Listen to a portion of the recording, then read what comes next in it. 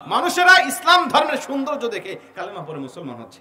ইসলাম ধর্মের সৌন্দর্য কত জানেন? আমি একটা হাদিস আপনাদেরকে শোনাই, তাহলে আপনারা বুঝবেন যে ইসলাম ধর্মের সৌন্দর্য কত।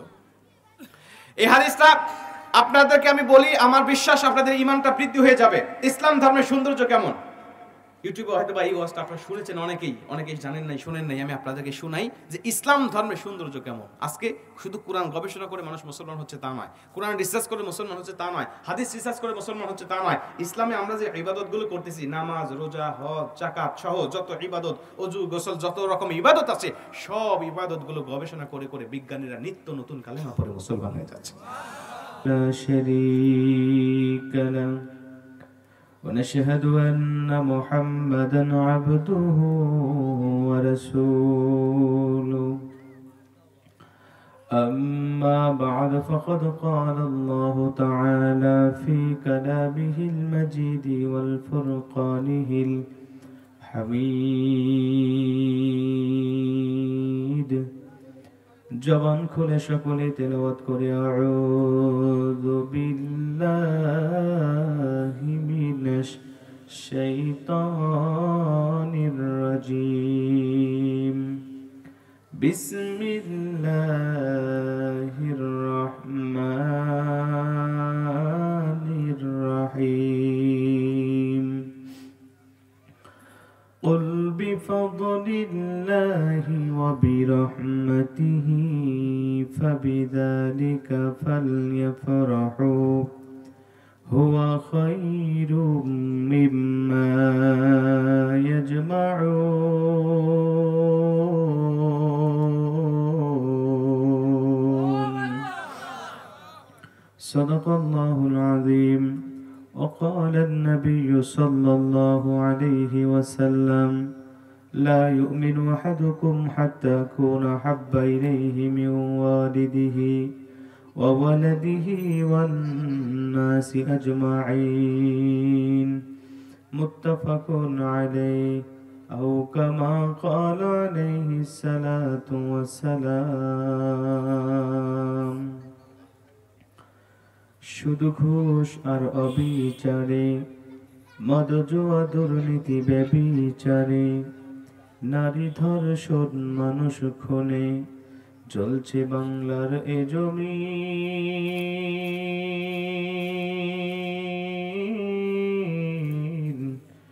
বিদায় নিতে চলছে নবীজির রক্তে মাখা দিন। মোরা আজ জাগবো না জাগবো কালে, এইভাবে দিন গেল চলে। আজ করবো না করবো কালে, এইভাবে দিন গেল চলে। কি জবাব দিব মোরা আল্লাহর কাছে, হিসাব যদি চায়।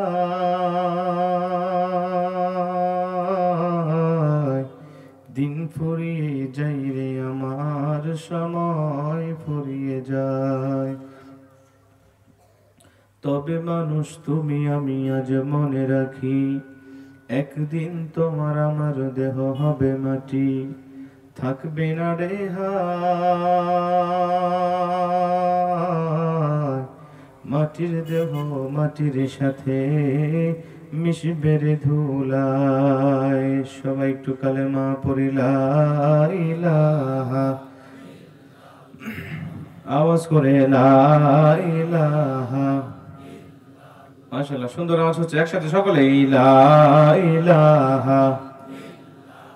মাশাআল্লাহ, লা ইলাহা ইল্লাল্লাহ, লা ইলাহা।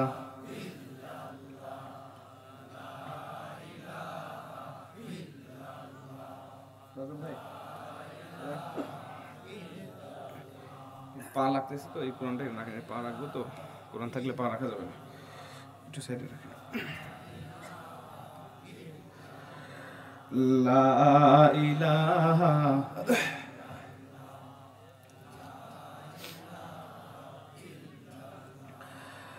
লা ইলাহা ইল্লাল্লাহ, লা ইলাহা।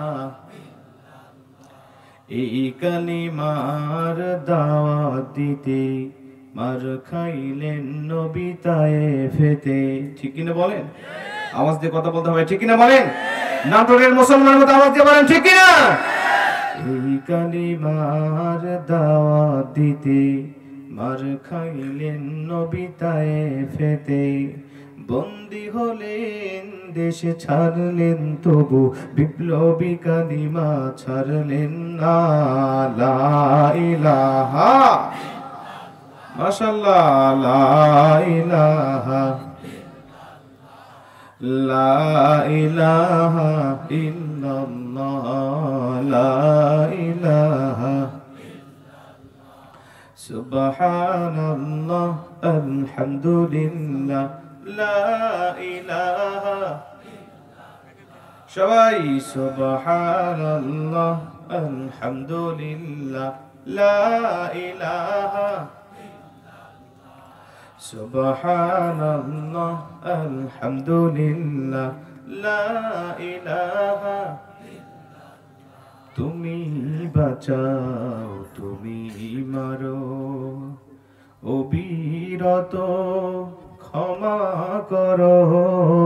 তুমি বাঁচাও, তুমি মারো, অবিরত ক্ষমা করো। ধরার যে জন তাকি ধরো, ধরার যে জন তাকি ধরো। তোমার মুঠোই সবই আল্লাহ, সুবহানাল্লাহ, আলহামদুলিল্লাহ, লা ইলাহা, সুবহানাল্লাহ, লা ইলাহা। যাদের হৃদয়ে আছে আল্লাহর ভয়, তারা কভু পথ ভুলে যায় না। আল্লাহর প্রেম ছাড়া এই দুনিয়ায় কারো কাছে কোনো কিছু চায় না, ঠিক কিনা বলেন? যাদের হৃদয়ে আছে আল্লাহর ভয়, তারা কভু পথ ভুলে যায় না। আল্লাহর প্রেম ছাড়া এই দুনিয়ায় কারো কাছে কোনো কিছু চায় না। রাতের আধারে যারা সেজদাতে রয়, দু চোখের অশ্রুতে নদী যেন বয়। জোরে কোন আল্লাহু আকবার। রাতের আধারে যারা সেজদাতে রয়, দু চোখের অশ্রুতে নদী যেন বয়। ছলনার হাতছানি যতই আসুক, পেছনে ফিরেও তাকায় না। যাদের হৃদয়ে আছে আল্লাহর ভয়, তারা কভু পথ ভুলে যায় না। আল্লাহর প্রেম ছাড়া এই দুনিয়ায় কারো কাছে কোনো কিছু চায় না। আলহামদুলিল্লাহ। বাংলাদেশের ঐতিহ্যবাহী জেলা নাটোর লালপুর থানার অন্তর্গত ডাঙ্গাপাড়া পল্লী উন্নয়ন সংঘ ও যুব সমাজের উদ্যোগে আয়োজিত আজকের এই নবম বার্ষিক তাফসিরুল কোরআন মাহফিলের সম্মানিত সভাপতি সাহেব, আল্লাহ পাক যাকে সম্মান দিয়ে সভাপতিত্বের আসনে কবুল করেছেন, জনাব মোহাম্মদ মহিউদ্দিন সাহেব। আল্লাহ পাক সভাপতি সাহেবকে কোরআনের মঞ্চের সভাপতিত্বের বরকতে আমৃত্যকাল পর্যন্ত কোরআনের সাথে ব্যবহৃত থাকার তৌফিক দান করুন। জোরে বলেন আমিন। আজকের মাহফিলের সম্মানিত মেহমান, যাহারা গবেষণা করে আল কোরআন যুগ জিজ্ঞাসার আলোকে বাস্তবতার মুক্তি নিরিখে তথ্যতাত্ত্বিক এবং যুক্তিভিত্তিক আলোচনা করে আপনাদেরকে ধন্য করেছেন। আল্লাহ সকল আলোচকের আমলের মধ্যে, ইলমের মধ্যে, হায়াতের মধ্যে আরো বরকত দান করে দিন। জোরে বলেন আমিন। আমার সামনে বসা দূরদরাজ থেকে আসা সম্মানিত মুরব্বিয়ান আজম, স্নেহের কচি ও কাঁচা পর্দার অন্তরালের মা এবং বোনেরা, এদেশের হীরা খচিত রত্নরাজি, অরুণ পথের তরুণ দল, বিপ্লবী চেতনায় উজ্জীবিত এবং উদ্ভাসিত সম্মানিত যুবক ভাইরা, আসুন আমরা সকলেই দল মত নির্বিশেষে সে আল্লাহ পাকের শুকরিয়া আদায় করি যে আল্লাহ পাক আমাদেরকে আপনাকে ভালোবেসে দয়া করে মায়া করে 10 মায়ের 10 সন্তানকে একত্রিত হয়ে এরকম একটি দ্বীনি মাহফিলে দ্বীনি বৈঠকে আমাদেরকে কবুল করলেন। আমরা সে আল্লাহ পাকের প্রতি বেজার না খুশি? কম না বেশি? বেশি খুশি হলে আওয়াজ বেশি হয় না কম হয়? এরকম একটা আওয়াজ দিয়ে বলেন তো থেকে আলহামদুলিল্লাহ। দুনিয়ার কোন সন্তান বাবাকে বাবা বলে ডাক দিলে বাবার কলিজা ঠান্ডা হয়ে যায়, কথা বলেন ঠিক কি না? আল্লাহ পাক বলে, বান্দা দুনিয়ার কোন সন্তান মাকে মা বললে মা যেমন খুশি হয়, বাবাকে বাবা বললে বাবা যেমন খুশি হয়, আমি আল্লাহকে কেউ আল্লাহ বলে ডাক দিলে আমি আল্লাহ কিন্তু তেমন খুশি হই না। আমি আল্লাহ কেমন খুশি হই জানো? আমি আল্লাহ তোমাকে বলি শোনো, আমি আল্লাহ রাব্বুল আলামিন তোমাকে সৃষ্টি করেছি বড় দয়া করে, বড় শখ করে, বড় মায়া করে। তুমি মানুষ সৃষ্টি আমার বড় শখের সৃষ্টি। আমি আল্লাহ পাকে এত আগ্রহ করে, এত শখ করে পৃথিবীতে কোনো সৃষ্টি করি নাই। এবং আমি আল্লাহ পাক নিজের কুদরতি হাতেও অন্য কোনো সৃষ্টি করি নাই। আমি আল্লাহ শুধু কুন বলেছি, ফায়াকুন হয়ে গেছে। ইন্নামা আমরুহু ইযা আরাদা শাইআন আন ইয়াকুলা লাহু কুন ফায়াকুন। আমি আল্লাহ সৃষ্টি করার সময় শুধু বলি কুন হয়ে যাও, সঙ্গে সঙ্গে সেটা ফায়াকুন হয়ে যায়। সুবহানাল্লাহ। কিন্তু মানুষ তুমি একমাত্র ব্যতিক্রম জাতি, তুমি একমাত্র ব্যতিক্রম সৃষ্টি, যাকে সৃষ্টি করার সময় কুন ফায়াকুন বলে সৃষ্টি করি নাই। আমি আল্লাহ নিজের কুদরতি হাত দিয়ে সুন্দর গঠন আকার আকৃতি দিয়ে আমি আল্লাহ তোমাকে বানিয়েছি। আমি আল্লাহ পাক পবিত্র কোরআনের মধ্যে যত সৃষ্টি করেছি, কোন সৃষ্টি করার পরে আমি আল্লাহ পাক প্রশংসা করি নাই। আমি আসমান সৃষ্টি করেও বলি নাই আসমান সবচেয়ে সুন্দর করে বানিয়েছি। জমিন সৃষ্টি করেও বলি নাই এই জমিন সবচেয়ে সুন্দর করে বানিয়েছি। ফেরেশতা জাতি, জিন জাতি সৃষ্টি করে কোথাও বলি নাই এই জাতিগুলোকে আমি আল্লাহ পাক সবচেয়ে সুন্দর করে বানিয়েছি। কিন্তু মানুষ, তোমাকে সৃষ্টি করার পরে আমি আল্লাহ পাক পবিত্র কোরআনের ভিতরে এক নয়, দুই নয়, চারটা কসম খেয়ে বলেছি আমি আল্লাহ তুমি মানুষকে আকাশের চাঁদের থেকেও সুন্দর করে বানিয়েছি। আমি আল্লাহ তোমার নাকের জায়গায় নাকটা নিজের হাতে লাগাইছি, তোমার চোখের জায়গায় চক্ষু জোড়া নিজের কুদরতি হাতে লাগানোর পরে আমার নিজের কুদরতি চোখ দিয়ে তাকিয়ে দেখেছি বারবার তোমার চক্ষু জোড়া কোন জায়গায় লাগাইলে দুনিয়াতে তোমাকে বড় সুন্দর দেখাবে। আমি আল্লাহর কাছে মনে হয়েছে যেখানে আমি আল্লাহ ঠিক লাগিয়েছি সেখানে আমি আল্লাহ পাকের কুদরতি হাতে তোমার একটা জবানও লাগাই দিয়েছি। ওই জবান দিয়ে যখন একবার আমি আল্লাহকে আল্লাহ বলে ডাক দাও, একবার আমি আল্লাহ পাকের শুকরিয়া আদায় করে আলহামদুলিল্লাহ বলে নাও, আমি আল্লাহ পাক ওই মায়ের থেকে আর বাবার থেকে কোটি কোটি গুণ বেশি আমি আল্লাহ তোমার উপরে খুশি হয়ে যাই। আর নবীজি বলেন আল্লাহ যখন কোন ব্যক্তির উপরে খুশি হয়ে যায়, ওই ব্যক্তির ঠিকানা যদিও থাকে জাহান্নামের তালিকায়, এই অল্প সময় শুধু খুশি হওয়ার কারণে আল্লাহ তার ঠিকানা মুহূর্তের মধ্যেই জাহান্নামের তালিকা থেকে কেটে দিয়ে আল্লাহ জান্নাতি করে দেয়। তাহলে বলেন আল্লাহকে খুশি করার দরকার আছে না নাই? আল্লাহকে রাজি করার দরকার আছে না নাই? আল্লাহকে খুশি করার নিয়তে এত জোরে একটা শুকরিয়ার আওয়াজ দেব, আমাদের আওয়াজ শুনে আশেপাশে যারা এখনো ঘোরাফেরা করছে ওরা যেন বুঝতে পারে যে মাহফিলটা কানায় কানায় পরিপূর্ণ হয়ে গেছে। জান্নাতের বাগানের যেটুকু অংশ ফাঁকা আছে সেগুলো জায়গাগুলোকে আমাদের গিয়ে পরিপূর্ণ করতে হবে। এরকম আওয়াজ দিতে পারবেন তো ইনশাআল্লাহ? পারবেন তো ইনশাআল্লাহ? তাহলে শুকরিয়ার আওয়াজ দিচ্ছি সে আল্লাহ পাকের প্রতি যিনি শুনে লীলাপ নীলিমাময় মেঘ মুক্ত মহাকাশ, চন্দ্র সূর্য গ্রহ নক্ষত্র কীট পতঙ্গ সৌররাজি, আফ্রিকার গহীন বনে লুকিয়ে থাকা হিংস্র প্রাণী, সমুদ্রের তল তলে তলিয়ে থাকা নীল তিমি, পদতলে পিপিলিকা উড়ন্ত পক্ষীরাজি সহ আমাদের সকলের ক্ষুধার খাদ্য এবং পিপাসার পানির ব্যবস্থা করেন যে মহান সত্তা, ওই মহান মালিকের উপরে এমন একটি কণ্ঠ দিয়ে শুকরিয়ার আওয়াজ দিতে চাই। আমার আপনার আওয়াজ শুনে এখনো যারা বাহিরে ঘোরাফেরা করতেছে ভিতরে ঢুকতে বাধ্য হবে। এমনকি এখানে চতুর্দিকে ফেরেশতারা ঘেরাও করে দাঁড়িয়ে আছে। এই ফেরেশতা আল্লাহ পাকের কাছে গিয়ে সাক্ষ্য দিবে, আল্লাহ তোমার কিছু পাগল বান্দারা কুরআনুল কারীমের মাহফিলে বসে তোমার শুকরিয়ার আওয়াজ দিতে গিয়ে তো মহব্বতে আওয়াজ দিয়েছে। আল্লাহ আমরা ফেরেশতারা খুশি হয়ে তাদের জন্য দোয়া করছি, যতক্ষণ পর্যন্ত তুমি এই মাহফিলটাকে কবুল না করবে আল্লাহ, যতক্ষণ পর্যন্ত এই যুব সমাজদেরকে কবুল না করবে আল্লাহ, যেই জামানার যুবকেরা গান বাজনা নিয়ে ব্যস্ত থাকার কথা গান বাজনা নিয়ে ব্যস্ত থাকে, কিন্তু তোমার কিছু পাগল বান্দারা কোরআনের তাফসীরের মাহফিলের আয়োজন করেছে আর তোমার কিছু পাগল বান্দারা সেখানে বসে তোমার শুকরিয়ার আওয়াজ দিতে গিয়ে এত মহব্বতে আওয়াজ দিয়েছে। আল্লাহ আমরা তাদের জন্য দোয়া করছি, যতক্ষণ পর্যন্ত এই মাহফিলটাকে তুমি কবুল না করবে, এই যুব সমাজদেরকে কবুল না করবে আল্লাহ, যতক্ষণ পর্যন্ত এদের জীবনে গুনাহগুলো ক্ষমা না করবে ততক্ষণ পর্যন্ত আমরা ফেরেশতারা তাদের জন্য তোমার কাছে দোয়া করতেই থাকবো। সুবহানাল্লাহ। এরকম একটা আওয়াজ দিয়ে বলেন তো দেখি আলহামদুলিল্লাহ। এবার দরুদ ও সালাম পাঠাই সে মহান আল্লাহ তাআলার বন্ধুর উপরে যিনি ছিলেন মক্কার মতি মদিনার জ্যোতি, দুপুলের সাথী, বিশ্ব সভার সভাপতি, নবী মুকাররম, যিনি 63 বছর জিন্দেগিতে দুনিয়ার জমিনে ইয়া রাব্বি হাবলি উম্মতি বলে বলে দুনিয়ার জিন্দেগি যাপন করেছেন। আজও যেই নবী মদিনাতুল মুনাওয়ারায় শুয়ে শুয়ে কাঁদছেন, কাল কিয়ামতের ময়দানে সমস্ত নবী রাসূল যখন ইয়া নাফসি করতে থাকবেন, সেদিনও আমার আপনার নবী জাহান্নামের গেটে সিজদায় পড়ে যাবেন, ইয়া রাব্বি হাবলি উম্মতি বলে বলে কাঁদতে থাকবেন। ততক্ষণ এই গুনাহগার উম্মতের কপাল থেকে জাহান্নামের টিকিট ক্যান্সেল করে আমার আল্লাহ জান্নাত দিবেন না যতক্ষণ। জোরে কোন সুবহানাল্লাহ।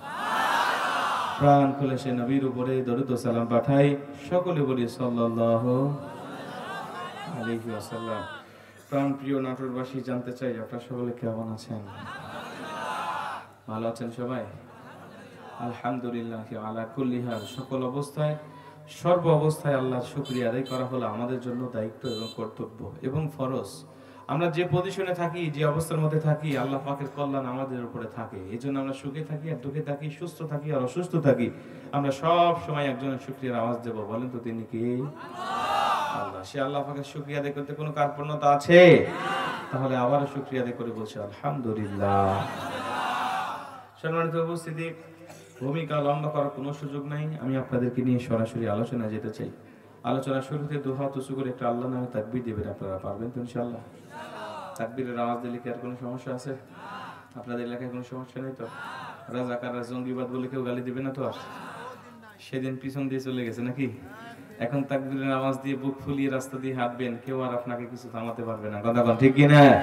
আগে তাকবীরের আওয়াজ মসজিদের মধ্যে ইমাম সাহেবরা জোরে দিতে ভয় পাইতো যে কোন দিক দিয়ে রাজাকাররা জঙ্গি বলে চালায় দেয়। কথা বল ঠিক কিনা?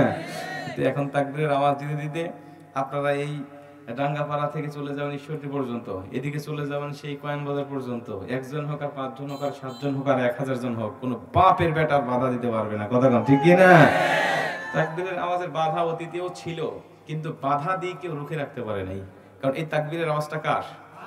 আল্লাহ বলে ইয়া আইয়ুহাল মুদ্দাসসির কুম ফাআনযির ওয়ারাব্বাকা ফাকাব্বির। নবী আমার ওঠেন, দাঁড়ান, আপনার উম্মতকে শিখান। তাকবীর যদি দিতে হয়, স্লোগান যদি দিতে হয়, তাহলে স্লোগান দিতে হবে একমাত্র তার রবের নামে, ওয়ারাব্বাকা ফাকাব্বির। বলেন তো আমাদের রব কে? আল্লাহ। নবীজি যখন ওমরে ফারুক রাদিয়াল্লাহু তাআলা আনহু যখন কালেমা পড়ে মুসলমান হলেন, এত বড় খোলা তলোয়ার নিয়ে আসছে, নবীজির কল্লা কাটবে। আবু জেহেল বলছে কল্লা কাটতে পারলে 200 লাল উট তোমাকে উপহার দেওয়া হবে।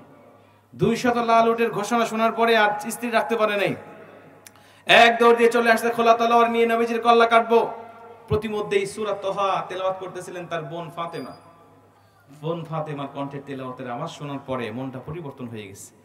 নবীজি সাল্লাল্লাহু আলাইহি ওয়াসাল্লামের কাছে এসে ডাক দিয়ে বলছেন, নবীজি এই তলোয়ারটা আপনাকে মারার জন্য নিয়ে আসছিলাম, আজকে আপনার কদমে জমা দিয়ে গেলাম, আমাকে কালেমা পড়ায় মুসলমান বানায় দেন। আর আমি আপনাকে ঘোষণা করছি, যে ব্যক্তি আপনার বিরুদ্ধে কথা বলবে, আজকের থেকে যে ব্যক্তি কোরআনের বিরুদ্ধে কথা বলবে, আজকের থেকে যে ব্যক্তি আল্লাহর বিরুদ্ধে কথা বলবে, আমি ওমরের তলোয়ার তার গর্দানটাই নামায়া দিবে। গোপনে গোপনে প্রকাশ করবেন, প্রচার করবেন, এখন থেকে বের হন, আজকের থেকে প্রকাশ্যে ইসলামের দাওয়াত চলবে। কেউ যদি বাধা দিতে আসে আমি ওমর ট্যাকেল দেব, কেউ যদি কিছু বলতে আসে আমি ওমর সেটা দেখবো, শুধু আপনি বের হন, আজকে থেকে প্রকাশ্যে ইসলামের দাওয়াত হবে। নবীজি বলেছেন, ওমর মাক্কি জীবন চলছে, আল্লাহ পাকের হুকুম এখনো আসে নাই। আল্লাহর হুকুম আসবে যখন, আমি তোমাকে নিয়ে প্রকাশ্যে বের হব, তখন শুধু আল্লাহর হুকুম পর্যন্ত তুমি ধৈর্য ধারণ করো। ওমরে ফারুক বলছেন, নবীজি ঠিক আছে, আল্লাহর হুকুম পাওয়ার আগ পর্যন্ত আমি ধৈর্য ধারণ করলাম, তবে একটা অনুমতি আমাকে দিতে হবে। নবীজি আমার ভিতরে অনেক শিরকি জমা আছে, আমার ভিতরে অনেক কুফরি জমা আছে, নবীজি আমার ভিতরে অনেক অন্ধকার জমা আছে, আমি এগুলোকে তাকবীরের আওয়াজের মাধ্যমে আমার মনটাকে ফ্রেশ করতে চাই, ভিতরটাকে পরিষ্কার করতে চাই। নবীজি আপনি আমাকে অনুমতি দেন, আমি দারুল আরকাম থেকে তাকবীরের আওয়াজ দিতে দিতে ওই বাইতুল্লাহ খানায় কাবার গিলাফ পর্যন্ত আমি যাব, এইটুকু শুধু তাকবীরের আওয়াজের অনুমতি দেন, আমি প্রকাশ্যে তাকবীরের আওয়াজ দিয়ে মক্কার জমিনটাকে আমি মুখরিত করে তুলব। নবীজি বলেন, ঠিক আছে তুমি দাও তাকবীরের আওয়াজ, আমি তোমাকে বাধা দিতে পারি না। আল্লাহ পাকের তাকবীর, আল্লাহ পাকের বরত্ব তুমি ঘোষণা করবে, এটা আমার পক্ষ থেকে তোমার জন্য কোনো বাধা নাই। ওমরে ফারুক বলছেন, নবীজি একা একা তাকবীর দিলে তো জমবে না, সাহাবীদেরকে নিয়েই দিতে চাই। নবীজি বলেন, দাও কোনো সমস্যা নাই। ওমরে ফারুক খুঁজে খুঁজে 11 জন সাহাবী পেলেন। 11 জন সাহাবীকে 2 কাতারে বিভক্ত করলেন। প্রথম কাতারে 6 জন, দ্বিতীয় কাতারে 5 জন, উনি সহ 6 জন। 2 কাতারের সামনে উনি, এক কাতারের সামনে দাঁড়ালেন, আরেক কাতারের সামনে নবীজির চাচা আমির হামজাকে দিয়ে দিলেন। ওমরে ফারুক সেখানে দাঁড়িয়ে 3 বাক্যের একটা ভাষণ দিলেন, রে মক্কার কাফেররা শোনো, আমি ওমর এখন তাকবীর দিতে দিতে দারুল আরকাম থেকে বাইতুল্লাহ পর্যন্ত যাব, যদি কেউ মায়ের বুকটাকে খালি করতে চায়, আমি ওমরের তাকবীরের বাধা যেন সে দেয়। আমি তাকবীরের আওয়াজ দিতে দিতে এখান থেকে যাব দারুল আরকাম থেকে বাইতুল্লাহ পর্যন্ত, যদি কেউ নিজের সন্তানকে এতিম করতে চায়, আমি ওমরের তাকবীরের আওয়াজের বাধা যেন সে দেয়। যদি কেউ তার স্ত্রীকে বিধবা করতে চায়, আমি ওমরের তাকবীরের আওয়াজের বাধা যেন সে দেয়। এই বলতে বলতে তিনি তাকবীর দিতে দিতে, নারায়ে তাকবীর, আল্লাহু আকবার স্লোগান দিতে দিতে সেখান থেকে বাইতুল্লাহ পর্যন্ত রওনা হয়ে গেলেন। আবু জেহেল, ওলীদ ইবনে মুগীরা, উতবা, শাইবা সবাই তাকবীরের আওয়াজ শুনে বাঘর থেকে বের হয়ে আসলেন। কি ব্যাপার, মক্কার কোন মুসলমানের এত বড় সাহস হলো তাকবীরের আওয়াজ দিয়ে মক্কার জমিনটাকে মুখরিত করে ফেলেছে। এসে দেখে লাইনের সামনে ওমরে ফারুক দাঁড়িয়ে আছে। ওমরে ফারুককে দেখানোর পরে সবাই তো অবাক, কি ব্যাপার, 200 লাল উটের ঘোষণা নিয়ে কেবলমাত্র সে গেল মোহাম্মদের কাল্লার থেকে, আর সেখানে গিয়ে সে কালেমা পড়ে মুসলমান হয়ে এখন তার রবের নামে স্লোগান দিচ্ছে। ওমরে ফারুককে দেখার পরে লেজ গুটিয়ে আবার ঘরের মধ্যে ঢুকে গেছে। সুবহানাল্লাহ।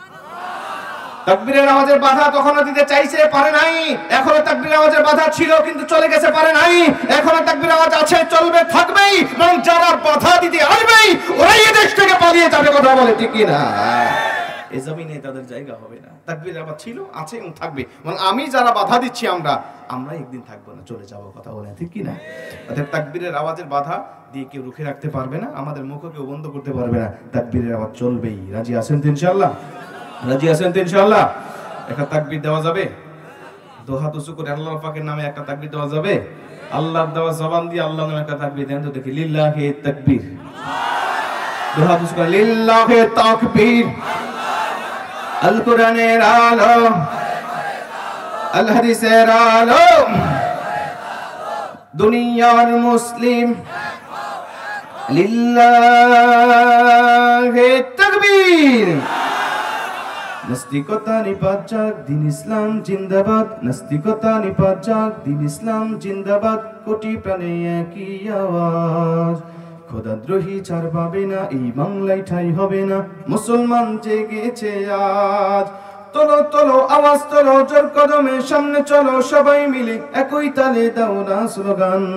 নারায়ে তাকবীর, নারায়ে তাকবীর।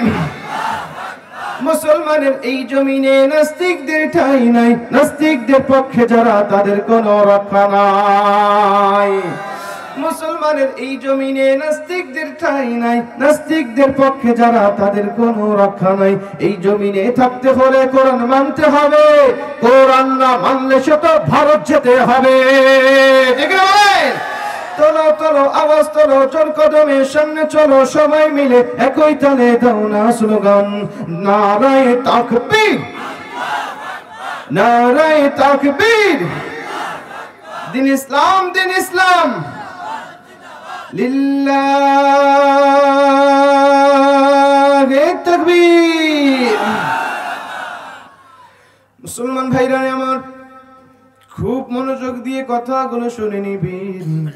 আরে নাটোর জেলার মুসলমান, আমার আল্লাহ রাব্বুল আলামিন বলে দিলেন সূরা জুমার 39 নম্বর সূরা 24 নম্বর পারা 2 নম্বর পৃষ্ঠার প্রথম নম্বর লাইন, আয়াত নম্বরটা হলো 41।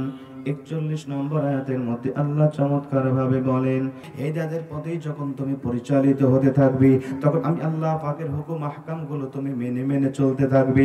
আমি আল্লাহ পাকের হুকুম মানতে তোমার আর বিন্দু মাত্র কোনো কষ্ট হবে না। আমি আল্লাহ পাকের ইবাদত বন্দেগী গুলো তুমি আকর্ষণের সাথে দুনিয়ার জমিনে করতে থাকবে। আমি আল্লাহ পাক যেটাকে হারাম করেছি সেটা তুমি বর্জন করতে থাকবে। আমি আল্লাহ পাক তোমার জন্য যেটা হালাল করেছি সেটা তুমি গ্রহণ করতে থাকবে।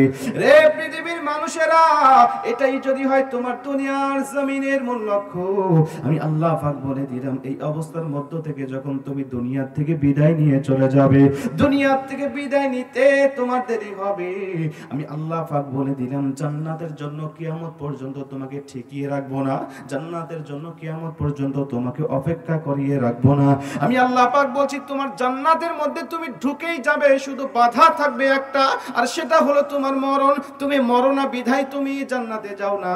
তোমার মরণ যখন হয়ে যাবে, সরাসরি আমি আল্লাহ তোমাকে জান্নাতের মধ্যে ঢুকায় দেব। জোরে কোন সুবহানাল্লাহ। মুমিন যখন মারা যায়, মুমিনের কবরটা তার লাশটা রাখার সঙ্গে সঙ্গে, কবরের মধ্যে তার লাশটা রাখার সঙ্গে সঙ্গে নবীজি বলেন তার কবরটা জান্নাতের বাগান হয়ে যায়। নবীজি বলেন মুমিনদেরকে যখন কবরে রাখা হবে, প্রত্যেকটা মুমিনকে আসরের সময় তাদেরকে কবর থেকে জাগ্রত করা হবে, মানে আসরের সময় তাদেরকে দেখানো হবে যে আসরের সময় হয়ে গেছে, ওয়াক্ত হয়ে গেছে। যারা মুমিন হবে, নবীজি বলেন এই মুমিনেরা কবর থেকে যখন তাদেরকে জাগ্রত করা হবে, আসরের ওয়াক্ত হয়ে যাবে, এই মুমিনরা সঙ্গে সঙ্গে দৌড়াদৌড়ি করতে থাকবে, থাকবে, বিভিন্ন জায়গায় ছোটাছুটি করতে থাকবে। বলতে পারেন হুজুর 3.5 হাত কবরের মধ্যে কেমনে তারা দৌড়াদৌড়ি করবে, 3.5 হাত কবরের মধ্যে তারা কেমনে ছোটাছুটি করতে থাকবে। নবীজি বলেন মুমিনের লাশ কবরে রেখে তার আত্মীয় স্বজনেরা মাটি চাপা দিয়ে যখন জুতার ফিতার আওয়াজ করতে করতে বাসার মধ্যে চলে আসে, আমার আল্লাহ পাক এইটুকু সময়ের ব্যবধানে তারা দৃষ্টির অগোচর পেরিয়ে তার কবরটা প্রশস্ত করে দিবে। জোরে কোন সুবহানাল্লাহ। এই বান্দা যখন হুঁশ পাবে, বান্দা যখন রূহটা ফিরিয়ে পাবে, সঙ্গে সঙ্গে ছুটাছুটি করতে থাকবে, আল্লাহকে ডাক দিয়া বলতে থাকবে, আল্লাহ আসরের ওয়াক্ত হয়ে গিয়েছে, এখন আমি নামাজটা পড়তে পারলাম না। আত্মীয় স্বজনদের নাম ধরে ধরে ডাকতে থাকবে, ছেলে সন্তান স্ত্রী পরিবার পরিজনের নাম ধরে ধরে ডাকতে থাকবে, কোথায় গেলে, আমাকে একটু ওজুর পানি দাও, আমার ওয়াক্ত চলে যায়, আসরের সময়টা চলে যায়। আসরের সময় যদি চলে যায়, নামাজ কাজা যদি হয়ে যায়, আমি তো আল্লাহ পাকের কাছে ধরা খেয়ে যাব। এজন্য ওজুর পানি দাও, আসরের ওয়াক্ত শুরু হয়ে শেষ হয়ে যাওয়ার আগে আগে আমি নামাজটা কমপ্লিট করতে চাই। জোরে কোন সুবহানাল্লাহ। আল্লাহু আকবার বলেন। এখন বলেন, নামাজের যদি আপনার আকর্ষণ থাকে, কবরের মধ্যে যদি আপনার নামাজ পড়ার মতো এরকম পরিবেশ যদি আপনি পান, বা ছুটাছুটি করার মতো প্রয়োজন যদি আপনার হয়, তাহলে দুনিয়ার জমিনে নামাজের অভ্যাস থাকার দরকার আছে না? নেই? নামাজের অভ্যাস দরকার আছে না? এখন আপনি যদি নামাজ না পড়েন দুনিয়ার জমিনে, কবরে গিয়ে নামাজ পড়ার সময় আপনার মন মানসিকতা থাকবে? নামাজের খেয়াল থাকবে? আর আপনি তো নামাজ পড়েনই না, বরং যারা নামাজ পড়ে তাদের বিরুদ্ধে আপনি কথা বলেন, আছে না নাই? আপনি তো নামাজ পড়েনই না, বরং যারা নামাজ পড়ে তাদের বিরুদ্ধে আপনি কথা বলেন। তাহলে কবরের জমিনে নামাজ পড়ার খেয়াল তো আপনার দূরের কথা, কবরে রাখতে দেরি হবে আপনার লাশটা, কবরটা জাহান্নামের গর্ত হতে দেরি হবে না। কথা বলেন ঠিক কি? মুসলমান বন্ধু আমার, নবীজি বলেন এই সমস্ত মুমিন ঈমানদারেরা যখন কবরের জমিনে তাদের লাশটা রাখা হবে, নবীজি বলেন প্রথম নম্বর মুমিন তারা, প্রথম নম্বর নামাজি তারা, প্রথম নম্বর ঈমানদার তারা, লা ইউসাল ফি কবরিহি, ওদের কবরে কোনো সওয়াল করা হবে না, ওদের কবরে কোনো প্রশ্ন করা হবে না। আল্লাহ পাক ফেরেশতাদেরকে ডাক দিয়ে দিয়ে বলতে থাকবে, ফেরেশতারা শোনো, ওদের কাছে যায়ও না, ওদের কাছে প্রশ্ন নিও না। বান্দা দেখো দুনিয়াতে আমাকে সিজদা দিয়ে কতটা অভ্যাসে পরিণত হয়েছে, কবরের জমিনে এসেও নামাজের কথা সে ভুলে যায় নাই। অতএব তোমরা তার কাছে প্রশ্ন করতে থাকবে না, তাকে তোমরা বিরক্ত করো না, ওর কবরটা জান্নাতের ঘোষণা দিয়ে তোমরা ওখান থেকে চলে আসো। চলে কোন সুবহানাল্লাহ। নবীজি বলে এটা হলো এক নম্বর কোয়ালিটির মুমিনদের অবস্থা হবে। দুই নম্বরে আরেক প্রকার মুমিন থাকবে, এদের কবরে ফেরেশতারা যাবে, এরাও মুমিন, কিন্তু এদের এর কোয়ালিটি অন্যরকম। নবীজি বলেন এরা যখন কবরে যাবে, ফেরেশতারা মুনকার নাকির যাবে তাদের কাছে প্রশ্ন করার জন্য। প্রশ্ন করতে দেরি হবে রব সম্বন্ধে, দিন সম্বন্ধে, নবী সম্বন্ধে। এই মুমিনগুলো পুঙ্খানুপুঙ্খভাবে তাৎক্ষণিক ফেরেশতাদের মুখের উপরে সব উত্তরগুলো দিয়ে দিবে, আর ফেরেশতারা সন্তুষ্ট হয়ে তার কবরটাও জান্নাতের পরিবেশ বানিয়ে দিয়ে চলে আসবে। মুসলমান বন্ধু আমার, 3 নম্বরে নবীজি বলেন আরেক প্রকার ঈমানদার থাকবে, আরেক প্রকার মুমিনেরা থাকবে। এদের লাশ যখন কবরে রাখা হবে, এদের লাশ যখন কবরের জমিনে শোয়ানো হবে, ফেরেশতারা যাবে তাদেরকে প্রশ্ন করার জন্য। সূরাতুল মুলকের তাফসীর পড়লে আপনি ঘটনাটা পাবেন। ফেরেশতারা গিয়ে দেখবে পুরো কবরটা খালি পড়ে আছে, পুরো কবরে কোথাও কোনো জায়গায় লাশ দেখা যায় না। ফেরেশতারা তন্ন তন্ন করে খুঁজবেন, দীর্ঘ সময় নিয়ে খুঁজবেন, ওলট পালট করে খুঁজবেন, কিন্তু কোথাও যখন লাশ তারা খুঁজে পাবে না, ফেরেশতারা তখন বলতে থাকবে লাশটা গেল কোথায়। তাকিয়ে দেখবেন কবরের একটি কর্নারে একটা সবুজ রঙের বিশাল দেহের একটা পাখি শুয়ে আছে। পাখিকে ফেরেশতারা ডাক দিয়া বলেন, পাখি ফুলান ইবনে ফুলান নামকের সন্তান নামক দুনিয়ার থেকে বিদায় নিয়ে সবেমাত্র এই কবরের জমিনে এসেছে, তার আত্মীয়রা এই কবরের মধ্যেই তাকে দাফন করে গিয়েছে। আমরা খবর পেয়ে আসলাম আমাদের ডিউটিটা পালন করার জন্য, কিন্তু পাখি তাকে তো খুঁজে পাই না, শুধু তোমাকেই কবরের মধ্যে দেখতে পাই। তুমি বলো তো দেখি তার খবর তুমি জানো কিনা, ওই লাশটাকে তুমি দেখেছো কিনা? পাখিটি সঙ্গে সঙ্গে ডাক দিয়া বলেন, ফেরেশতারা আমি শুধু তাকে দেখেছি তা নয়, ওই মানুষটি, ওই লাশটি, ওই মুমিন ব্যক্তি আমার ডানার নিচে ঘুমাচ্ছে, আমি আমার ডানা দিয়ে তাকে ঘুম পাড়িয়ে রেখেছি। খবরদার জোরে কথা বলো না, বান্দার ঘুমের বড় ডিস্টার্ব হবে। ইসরাফিল আলাইহিস সালাতু ওয়াস সালাম সিংহায় ফুৎকার না দেওয়ার আগ পর্যন্ত আমি তাকে ঘুম থেকে জাগ্রত করব না। জোরে কোন সুবহানাল্লাহ। আল্লাহু আকবার বলেন। খবরদার তোমরা জোরে কথা বলো না। বান্দা বলো ক্লান্ত শ্রান্ত দেহ নিয়ে দুনিয়া থেকে আল্লাহর ইবাদত আর বন্দেগী করে সবে মাত্র খবর এসেছে, আমি তাকে আরামের ঘুম, প্রশান্তির ঘুম পাড়িয়ে রেখেছি, আমি তাকে ঘুম থেকে জাগ্রত করব না। আর তোমরা জোরে কথা বলো না, বান্দার যেন ঘুমের কোনো কষ্ট না হয়। সুবহানাল্লাহ বলেন। নবীজি বলেন ওই সময় ফেরেশতারা আল্লাহকে ডাক দিয়া বলবে, আল্লাহ কোন কবরে আসলাম, কোন মুমিনের কবরে আসলাম, পাখি তাকে ঘুম পাড়িয়ে রেখেছে, আল্লাহ আমরা তাকে জাগ্রত করতে পারি না, আল্লাহ কি করতে পারি বলো তো দেখি।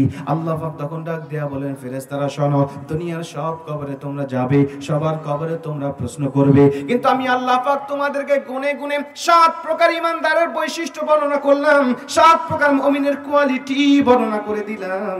এদের কবরে তোমরা যাবে না, এদের কবরে তোমরা প্রশ্ন করবে না। আমি আল্লাহ তাদের সম্বন্ধে বক্তব্য হলো লা ইউসআল ফি কবরিহি, ওদের কবরে কোনো সওয়াল হবে না, ইল্লা ওয়াকাহুল্লাহু ফিতনাতাল কবর, ওদের কবরে কোনো ফিতনা হবে না।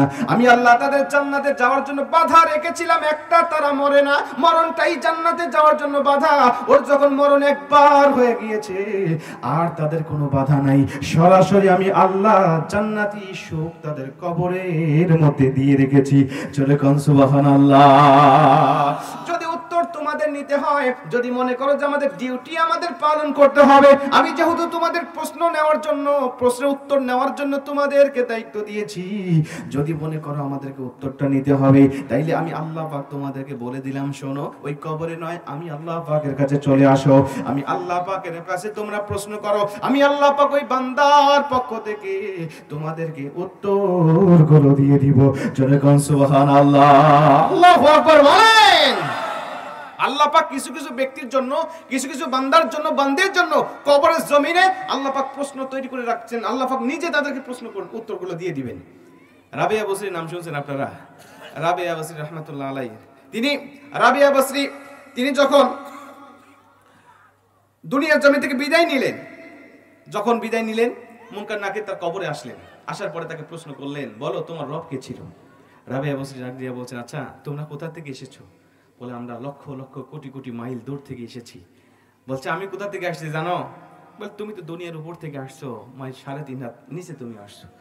রাবিয়া বসরি ডাক দিয়া বলে, আরে মাত্র 3.5 হাত মাটির নিচে আমি এখানে এসেছি, আর তোমরা কোটি কোটি মাইল দূর থেকে এসে তোমরা যদি রবের কথা বলে না যাও, মাত্র 3.5 হাত নিচে এসে আমি আমার রবের কথা কেমনে ভুলে যাই? আমি আমার রবের কথা কেমনে ভুলে যাই? আর তুমি আমাকে জিজ্ঞাসা করো যে আমি আমার রবকে জানি না। আরে আমাকে জিজ্ঞাসা না করে আমার রবকে জিজ্ঞাসা করো যে রাবিয়া বসরি কে। জোরে কোন সুবহানাল্লাহ। মুসলমান বন্ধু আমার নবীজি বলেন 7 প্রকার ইমানদার কবরে কোনো রকম প্রশ্ন করা হবে না, ওদের কবরে কোনো ডিস্টার্ব করা হবে না। এদের মধ্যে প্রথম নাম্বার ওই ব্যক্তি যারা দুনিয়ার জমিন থেকে বিদায় নেওয়ার আগে, দুনিয়ার জমিনে জীবিত থাকা অবস্থায় প্রতিদিন ইশারের নামাজের পরে একবার করে সূরাতুল মুলক তেলাওয়াত করে। নবীজি বলেন এই একবার করে সূরাতুল মুলক তেলাওয়াত করার কারণে আমার আল্লাহ পাক কবরের ভিতরে তাকে সূরা মুলকটাকে পাখির আকৃতি ধারণ করাইয়া সিকিউরিটি গার্ড হিসেবে নিযুক্ত করে তাকে কবরের জমিনে রেখে দিবেন। কবরে হাসরে মিজানে ফুলসিরাতে প্রত্যেকটা ধাপ পার করাইয়া এই বান্দাকে জান্নাত দেওয়া হবে না যতক্ষণ আমার আল্লাহ বলেন এই সূরা মুলক নামক পাখিটি ওই বান্দার পিছন থেকে সরে আসবে না ততক্ষণ। জোরে কোন সুবহানাল্লাহ। আল্লাহু আকবার বলেন। ততক্ষণ পর্যন্ত তার পিছন থেকে সরে আসবে না। 2 নম্বর নবীজি বলেন যে ব্যক্তি প্রতিদিন 5 ওয়াক্ত ফরজ নামাজের পরে একবার করে আয়াতুল কুরসি তেলাওয়াত করে, আমার আল্লাহ পাক এই আয়াতুল কুরসি তেলাওয়াত করার কারণেও তার কবরের মধ্যে জান্নাতের বাগান বানায় দিবে। জোরে কোন সুবহানাল্লাহ। 3 নম্বরে নবীজি বলেন যে ব্যক্তি দুনিয়ার জমিন থেকে বিদায় নেওয়ার সময় মান কানা আখিরু কালামিহি লা ইলাহা ইল্লাল্লাহ ফাদাখালাল জান্নাহ, যে ব্যক্তি কালেমা পাঠ করতে করতে দুনিয়া থেকে বিদায় নিয়ে চলে যায়, আমি নবীজি বলছি ও দুনিয়ার জমিন থেকে বিদায় নেওয়ার সঙ্গে সঙ্গে আমি আল্লাহ ফাদাখালাল জান্নাহ তাকে জান্নাতের মধ্যে ঢুকিয়ে দিয়েছি। এজন্য নবীজি একটা হাদিসের মধ্যে বলেন লাকিরু মাউতাকুম লা ইলাহা ইল্লাল্লাহ, যখন তোমরা কোনো মুমূর্ষু ব্যক্তিকে দেখতে যাবে, মরণ বিছানায় শায়িত হয়ে গেছে, মৃত্যু শয্যায় শায়িত হয়ে গেছে, এমন ব্যক্তিকে যখন তোমরা দেখতে যাবে তখন দেখতে গিয়ে তোমরা দুনিয়াবি খুশ গল্প করবে না, বলবে না যে লোকটা কয় বিঘা জমি করে গেল, কয়টা বাড়ি করে গেল, কয়টা গাড়ি করে গেল, এমন কথা বলবে না। এমনকি তার কাছে গিয়ে তোমরা কালেমা পড়ার জন্য তাকে বারবার তাগিদও দিবে না, বলবেন না যে আপনি কালেমা পড়েন, কালেমা পড়েন, জোর করবে না বারবার।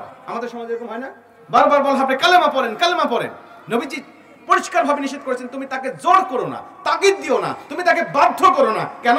তার মরণের সাকরাত শুরু হয়ে গেছে, মরণের যন্ত্রণা শুরু হয়ে গেছে। তুমি যদি বারবার তাকে বলো কালেমা পড়েন কালেমা পড়েন, তাহলে বিরক্ত হয়ে কষ্ট পেয়ে সে কালেমাকে অস্বীকার করে বসতে পারে। এজন্য আমি নবী তোমাকে বলে দিলাম লাকিনু মাউতাকুম লা ইলাহা ইল্লাল্লাহ, তুমি নিজে কালেমা পড়তে থাকো। তুমি তাকে দেখতে গিয়েছো, দেখতে গিয়ে তুমি নিজে উচ্চস্বরে কালেমা পাঠ করতে থাকো। তোমার কালেমা পড়া দেখে ওর কানে যাবে কালেমার আওয়াজ, তোমার ঠোঁটের সাথে ঠোঁট মিলিয়ে, তোমার মুখের সাথে মুখ মিলিয়ে ও যদি একবার কালেমা পড়তে পারে, আমি নবীজি বলে দিলাম খুশ নসিব, আল্লাহ তাকেও জান্নাতে দিয়ে দিবে। এজন্য মুমূর্ষ ব্যক্তিকে দেখতে গেলেই আপনার প্রথম নম্বর কাজ থাকবে কালেমা পাঠ করা। অন্তত একবার হলেও আপনি উচ্চস্বরে সেখানে কালেমা পাঠ করে ওখান থেকে চলে আসবেন। হতে পারে আপনার কালেমা আমার আল্লাহ পাক খুশ নসিব তাকে জান্নাতের মধ্যে ঢুকিয়ে দিয়েছে। এটা হলো 3 নম্বর। নবীজি বলেন 4 নম্বরে আরেক প্রকার ইমানদার আছে, এরা দুনিয়ার জমিন থেকে যখন বিদায় নেয় তখন ভালো কাজ করা অবস্থায় বিদায় নেয়। ভালো কাজ আমলে সলে, আল মাউতু আলা আমালিন সলে। নবীজি বলেছে ভালো কাজ করার অত অবস্থায় দুনিয়া থেকে বিদায় নেওয়ার কারণে আমি আল্লাহ পাক তাদের কবরটা জান্নাতের বাগান বানায় দেব। নামাজ পড়তে পড়তে লোকটা দুনিয়া থেকে বিদায় নিয়ে চলে গেছে, কুরআন তেলাওয়াত করতে করতে লোকটা দুনিয়া থেকে বিদায় নিয়ে চলে গেছে, হজ করতে গিয়ে দুনিয়া থেকে বিদায় নিয়ে চলে গেছে, বান্দা কুরআনুল কারীমের আন্দোলন করতে গিয়ে দুনিয়া থেকে বিদায় নিয়ে চলে গেছে, বান্দা দুনিয়ার জমিনে সত্যর সাক্ষ্য দিতে গিয়ে দুনিয়া থেকে বিদায় নিয়ে চলে গেছে। আল মাউতু আলা আমালিন সলে, লোকটা তাফসীর মাহফিল এসে, কুরআনের মাহফিল এসে, ওয়াজ মাহফিল এসে দুনিয়া থেকে বিদায় নিয়ে চলে গেছে। আমি নবীজি বললাম খুশ নসিব, ও মরতে দেরি হয়েছে, আমার আল্লাহ তাকে জান্নাতের মধ্যে প্রবেশ করাতে দেরি করবে না। এই হাদিসটা খুব মনোযোগ দিয়ে শুনেন। নবীজি এই হাদিসের বিপরীতে পক্ষান্তরে আরেকটা হাদিস বর্ণনা করেছেন। নবীজি বলেন যদি এর উল্টা হয় যে তুমি আমলে সলেহ না করে তুমি বদ আমল করতে করতে দুনিয়া থেকে বিদায় নিয়ে চলে গেছো, তুমি গুনাহ করতে করতে মারা গেছো, কবিরা গুনাহ করতে করতে মারা গেছো, আমি নবীজি বলছি বদ নসিব, তোমার মরণ হওয়াতে দেরি হবে, আমার আল্লাহ তোমাকে জাহান্নামের মধ্যে ঢুকাতে দেরি করবে না। এখন বদ আমল কি? গান বাজনা হালাল না হারাম? কিছু কিছু এলাকায় কি হালাল নাকি সবার জন্য হারাম? আল্লাহ পাক সূরা লুকমানের 6 নম্বর আয়াতের পরিষ্কার বক্তব্য, মিনান নাসি মান ইয়াশতারি লাহওয়াল হাদিস। নবীজি বলেন, আল্লাহ পাক বলেন সূরা লুকমানের 6 নম্বর আয়াত, মিনান নাসি মান ইয়াশতারি লাহওয়াল হাদিস। ছোট্ট একটা শব্দ দ্বারা গান গাওয়া, গান লেখা, গান শোনা, গানের আয়োজন করা, গানের কনসার্ট করা, গানের কনসার্টে টাকা পয়সা দেওয়া, চাঁদাহারি দেওয়া, সেখানে উপস্থিত থাকা, সেখানে সহযোগিতা করা আল্লাহ পাক চিরন্তন ভাবে হারাম করে দিয়েছেন। এটা কবিরা গুনাহ। আপনি যদি গান বাজনা করে দুনিয়া থেকে বিদায় নিয়ে চলে যান, নবীজি বলে বদনসিব, ওর জীবনে সব আমল বরবাদ হবে, আমার আল্লাহ সরাসরি তাকে জাহান্নামের মধ্যে ঢুকিয়ে দিবে। অনেক যুবক আছে রাত্রিবেলায় গান শুনতে শুনতে ঘুমিয়ে যায়, কানের মধ্যে ইয়ারফোন ঢুকাইয়া গান শুনতে শুনতে সকাল পার করে ফেলে। রাত্রিবেলায় ঘুম থেকে জাগ্রত উঠে সকালবেলা দেখে যে গান বাজতেই আছে। কথা ঠিক কি আছে না নাই? আল্লাহ না করে ঘুমের ঘরে যদি আপনার মরণ হয়ে যায়, নবীজির ভাষা অনুযায়ী আপনার মরণটা হবে জাহান্নামী মরণ। নবীজির ভাষা অনুযায়ী আপনার মরণটা হবে জাহান্নামী মরণ। নবীজি বলেন জাহান্নামী মরণ অনেক লক্ষণ আছে। যে ব্যক্তি দুনিয়ার জমিন থেকে বিদায় নেয়, আত্মহত্যা করে, এই আত্মহত্যা করার কারণে ওই ব্যক্তি জাহান্নামী মরণ পায়, যদিও তার জীবনে অনেক ভালো ভালো আমল ছিল। আত্মহত্যা করলে আল্লাহ পাক দুনিয়ার জমিনটা তার সব আমল বরবাদ করে দেয়। আত্মহত্যা করে সবচেয়ে বেশি যুবকেরা আর মহিলা মানুষেরা। কথা বল ঠিক কিনা? মেয়েরা বেশি আত্মহত্যা করে, শ্বশুর শাশুড়ির কষ্ট সহ্য করতে পারে না, স্বামীর কষ্ট সহ্য করতে পারে না, মনে করে যে আমার জীবনটা বের করে দিলে হয়তো পরবর্তী আমি সুখ পাবো। দুনিয়ার কষ্ট যদি আপনি সহ্য করতে না পারেন, কবর থেকে আপনাকে যে কষ্ট দেওয়া হবে, যে আযাবগুলো আর শাস্তিগুলো দেওয়া হবে, এটা আপনি কোনোভাবেই সহ্য করতে পারবেন না। নবীজি বলেন যারা আত্মহত্যা করে কিয়ামতের ময়দানে তাদেরকে দাঁড় করানো হবে, বলা হবে বান্দা বান্দি তুমি কিভাবে আত্মহত্যা করেছিলে বলো, কিভাবে মারা গিয়েছিলে বলো। তখন সে বলতে থাকবে আল্লাহ আমি আমার গলায় ওড়না পেঁচাইছিলাম বা রশি পেঁচাইছিলাম। আল্লাহ জাহান্নামের ফেরেশতাদেরকে বলবে জাহান্নাম থেকে তুমি একটা রশি নিয়ে আসো, আর ওই বান্দা বান্দির হাতে দাও, আর ওকে বলা হবে তুমি পেঁচাও, তুমি দুনিয়াতে যেভাবে পেঁচাইছিলে। আল্লাহ পাকের হুকুমে সে তখন সে পেঁচাইতে থাকবে, আর জাহান্নামের ফেরেশতাদেরকে আল্লাহ বলবে ওর রশিটা ধরে তুমি জাহান্নামের আগুনের উপরে জ্বলন্ত অবস্থায় রেখে দাও। দুনিয়াতে গলায় ফাঁসি জড়িয়েছে, ও আত্মহত্যা করেছে, বিদায় নিয়ে চলে গেছে, মরণের কষ্ট দুনিয়াতে তার শেষ হয়ে গেছে, কিন্তু এই জাহান্নামে তার আর কোনো মরণ হবে না।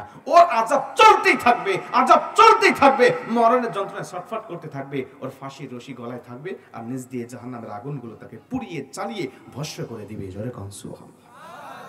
প্রিয় ভাইরা আমার, বলেন আত্মহত্যা করা যাবে? আত্মহত্যা করা যাবে? আত্মহত্যা মুখেও আনা যাবে না। যদি আসে কখনো বাস সাথে ইস্তেগফার পাঠ করে নেবেন, আর শয়তান আপনাকে ধোঁকা দিয়ে কথাগুলো স্মরণ করায় দেয়, আর এক পর্যায়ে এটা আপনাকে বোকা বানায়, ধোঁকা দিয়ে বোকা বানিয়ে আপনাকে এই কাজে লিপ্ত করায় এবং সংগঠিত করে ফেলে। অনেক যুবক আছে বিয়ের আগে প্রেম করে সেকা খায়, সেকা খাওয়ার পরে বেকা হয়, বেকা হওয়ার পরে কয়ে জীবনই রাখবো না, জীবন শেষ করে দেবো। আছে না নাই? একটা মেয়ের উপরে রাগ করে একটা যুবক বলতেছে আমার জীবন শেষ করে দেবো। ওর মতো পাগল আর কেউ আছে? আরে ভাই, একটা স্বামী মারা গেলে বিবাহিত স্ত্রী 4 মাস ইদ্যত পালন করতে হয়, তাই বর্তমান মেয়েরা 4 মাস ইদ্যত পালন করে না, 2 মাস পরে আরেকজনের সাথে বিয়ে বসে। কথা কোন ঠিক কি না? আর আপনার তো গার্লফ্রেন্ড, আপনার তার সাথে বিয়ে হয়নি, আপনি ওই মেয়ের উপরে রাগ করে বলতেছেন আমার জীবন শেষ করে দেবো, তো মনে করছেন ও আপনার জন্য কষ্ট পাবে, আপনি মরতে দেরি হবে, 7 দিনের মাথায় আরেকটা বয়ফ্রেন্ড খুঁজে নিতে দেরি করবে না। কথা কোন ঠিক কি না? আপনি যদি সত্যিমানের বুদ্ধিমান কোন যুবক হয়ে থাকেন, তাহলে আপনার সিদ্ধান্ত হবে যে ও আমাকে কষ্ট দিয়েছে, দিক, কোনো সমস্যা নাই, ও আমাকে অবহেলা করেছে, সমস্যা নাই, আমার এই জীবনটাকে এত সুন্দর করে গড়বো, আমার ভবিষ্যৎটা এত সুন্দর করে উজ্জ্বল করব, আমার সুন্দর আর উজ্জ্বল ভবিষ্যৎ থেকে ও মেয়ে নিজেই ধুকে ধুকে মরতে থাকবে। কথা ঠিক কি না? এটা হবে আদর্শ যুবকের লক্ষণ। আর ওকে আমার জীবন রাখবো না, তুমি জীবন না রাখলে ওর কিছু আসে যাবে? কিচ্ছু যাবে না। মাঝখান দিয়ে কি হলো? আপনার দুনিয়াও শেষ হলো, আখিরাতও শেষ হলো, আপনার চিরস্থায়ী আপনার জাহান্নামের মধ্যে আপনি জ্বলতে থাকবেন। আল্লাহ পাক এই সমস্ত কবিরা গুনাহ থেকে আমাদেরকে হেফাজত করুক, জোরে করে আমিন। আপনারা গান বাজনা শুনবেন না, বেশি বেশি কোরআন তেলাওয়াত শুনবেন, বেশি বেশি ইসলামিক আলোচনাগুলো শুনবেন। ভাই, এখন দুনিয়ার জমিনে শুধু কোরআন তেলাওয়াত শুনে শুনে হাজার হাজার মানুষ মুসলমান হয়ে যাচ্ছে। আজকে ইসলামের বিভিন্ন রকম সৌন্দর্য দেখে হাজার হাজার মানুষ কালেমা পড়ে মুসলমান হচ্ছে।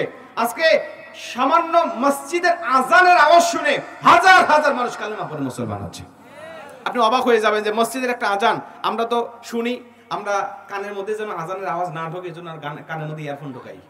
অনেক লোক আছে না, আজান দিচ্ছে বারবার বিরক্ত হয়। এই যে আমাদের দেশের এক নেতা ছিল নাদের খান, চট্টগ্রামের এক নাদের খান এক নেতা ছিল, উনি 1-1.5 বছর আগে হবে সম্ভবত, উনি একটা নোটিশ লিখেছিলেন মসজিদের কমিটির কাছে। কমিটিকে ডাক দিয়ে কয়, শোনো, তোমার মসজিদ থেকে প্রতিদিন 5 ওয়াক্ত আজান দেওয়া হয়, আমি তোমাদের কিছু বলি না, আমি মুসলমান, আমার বাবাও মুসলমান, কিন্তু ফজরের ওয়াক্তে যে আজানটা তুমি দাও, এই আজানটার কারণে আমার কাঁচা ঘুম ভেঙে যায়, আমাকে মারাত্মক বিরক্ত ধরায়। যদি তোমরা ফজরের আজানটা মাইক বাদ দিয়ে মুখে না দাও, তাহলে তোমার মসজিদে সব সাহায্য আর সহযোগিতা আমি বন্ধ করে দেব। চিন্তা করছেন কত বড় বার্তা? এই নোটিশ লিখছে মসজিদের কাছে, মসজিদের কমিটির কাছে। ওর এলাকায় গান বাজনা হয়, তাতে কোনো সমস্যা হয় না। ওর এলাকায় ডিজে পার্টি ছাড়া কোনো অনুষ্ঠান হয় না, তাতে ওর ঘুমের সমস্যা হয় না। ঘুমের সমস্যা হয় আজানের আওয়াজ শুনলে, বোঝা যায় জন্মের পরে কানে আজানের আওয়াজ পৌঁছায় নাই। কথা বল ঠিক কি না? জন্মের পরে যার কানে আজানের আওয়াজ পৌঁছায়, ও কি আজানের বিরুদ্ধে কথা বলতে পারে না? অথচ এই আজানের আওয়াজ শুনে বিভিন্ন সেলিব্রিটিরা কালেমা পড়ে মুসলমান হচ্ছে। 2013 সালে কালেমা পড়ে মুসলমান হলেন জেনিফার গ্রাউট। আপনার গুগলে সার্চ দিলে তার সম্বন্ধে জানতে পারবেন। জনপ্রিয় একজন তারকা, তিনি ছিলেন একজন গায়িকা, গান গাইতেন সুমধুর কণ্ঠ দিয়ে। যুবকেরা পাগল হয়ে যেত তার কণ্ঠের গান শোনার জন্য, কনসার্টে হাজির হয়ে যেত। নায়িকা জেনিফার গ্রাউট। এই জেনিফার গ্রাউট 2013 সালে উনি বলে, আমার শীতকালে, আমি গ্রীষ্মকালে বিভিন্ন দেশে আমি সফর করতাম, বিভিন্ন দেশে আমি যাইতাম, গিয়ে আমি আমার মনটাকে শান্তি দেওয়ার চেষ্টা করতাম, কারণ আমার টাকা ছিল, পয়সা ছিল, নাম ছিল, যশ ছিল, খ্যাতি ছিল, সবকিছু আমার ছিল, কিন্তু মনে আমার শান্তি ছিল না। আমি বিভিন্ন দেশ ভ্রমণ করতাম, আমার দেশের সৌন্দর্যগুলো দেখতাম, কিন্তু আমি 2013 সালে যখন মরক্কো সফরে গেলাম, মরক্কো সফরে আমি সেখানে সৌন্দর্যগুলো দেখার জন্য গেলাম। মরক্কো কি রাষ্ট্র জানেন আপনারা? মুসলিম রাষ্ট্র। মরক্কো হলো মুসলিম রাষ্ট্র। জেনিফার গ্রাউট বলছে, আমি মরক্কো যখন চলে গেছি, যাওয়ার পরে সর্বপ্রথম একটা মসজিদের মাইকের আজানের আওয়াজ আমার হৃদয়ে সরাসরি বুলেটের মতো আঘাত করেছে। সুবহানাল্লাহ বলেন। সরাসরি বুলেটের মতো আমাকে মাইকের মসজিদের আজানের আওয়াজ আমাকে আঘাত করেছে, কিন্তু আমি আগে কখনো আজানের আওয়াজ শুনি নাই। আমি আগে কখনো আজানের আওয়াজ শুনি, এই প্রথম আমি শোনার পরে আমাকে আকর্ষণ করেছে। এতে আপনার বিশ্বকাপ খেলা হলো কত সালে? 22 সালে না? 2022 সালে বিশ্বকাপ খেলা হলো না, ফিফা ওয়ার্ল্ড কাপ। এই খেলাকে কেন্দ্র করে কাতার বিশ্বকাপ খেলা হলো। কাতারে বিভিন্ন বিধর্মীরা আসছে কাতারে খেলা দেখার জন্য। ওরা বলছে আমরা কোনোদিন আজানের আওয়াজ শুনি নাই, কিন্তু এই খেলাকে কেন্দ্র করে যখন কাতারে এসেছিলাম, কাতারে বিভিন্ন সুমধুর কণ্ঠের মুয়াজ্জিনরা যখন আজান দিত, ওদের আজানের আওয়াজ শুনে আমরা হোটেলে থাকতে পারতাম না। আজানের আওয়াজকে টার্গেট করে করে আমরা মসজিদে গিয়ে তাদের আজানগুলো শুনতাম। জোরে বলুন সুবহানাল্লাহ। বিভিন্ন দেশে আপনারা যারা হজে গেছেন, মক্কা মদিনায় গেছেন, আপনারা তো জানেন আমাদের দেশেও কিছু কিছু মসজিদে আজান হয়, আর মক্কা মদিনা হারাম শরীফের এরিয়ার মধ্যেও আজান হয়।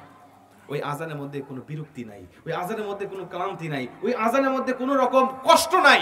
আজান দিচ্ছে, মনে হচ্ছে জান্নাতি সুরগুলো ভেসে ভেসে আসতেছে, মনে হয় সারাক্ষণ আজান শুনে শুনে আমার জীবনটা কাটিয়ে দিই।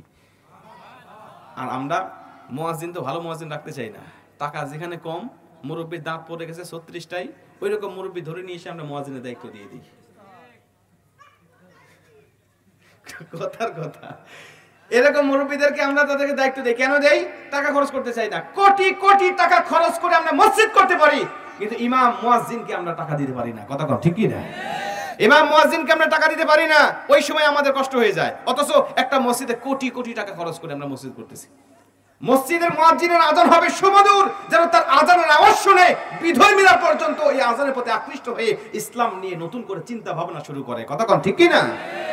আর আপনি সেখানে টাকা বাজাচ্ছেন, টাকা বাঁচিয়ে আপনি এমন একজনকে দায়িত্ব দিয়েছেন, তার কণ্ঠস্বর বসে গেছে, তার গলা ভেঙে গেছে, তার দাঁত পড়ে গেছে, সে মুরব্বী হয়ে গেছে, এখন তার রেস্টে থাকার কথা, আপনি তাকে কষ্ট দিচ্ছেন। আর আপনি যুবক মানুষ, আপনি তাগড়া জোয়ান, আপনি মসজিদের দিকে ভুলেও আসেন না, আপনি অন্যদিকে ঘুরে বেড়াচ্ছেন। কথা কোন ঠিক কি? লক্ষ্য করে 2022 সালে কাতারকে খেলাকে কেন্দ্র করে আমার কাছে পত্রিকা এখনো আছে। 20 তারিখে যখন খেলা শুরু হয়েছিল বা 18 তারিখ এরকম হবে, কিন্তু 28শে নভেম্বরের পত্রিকা আমার কাছে আছে, মাত্র 7 দিনের রিপোর্ট।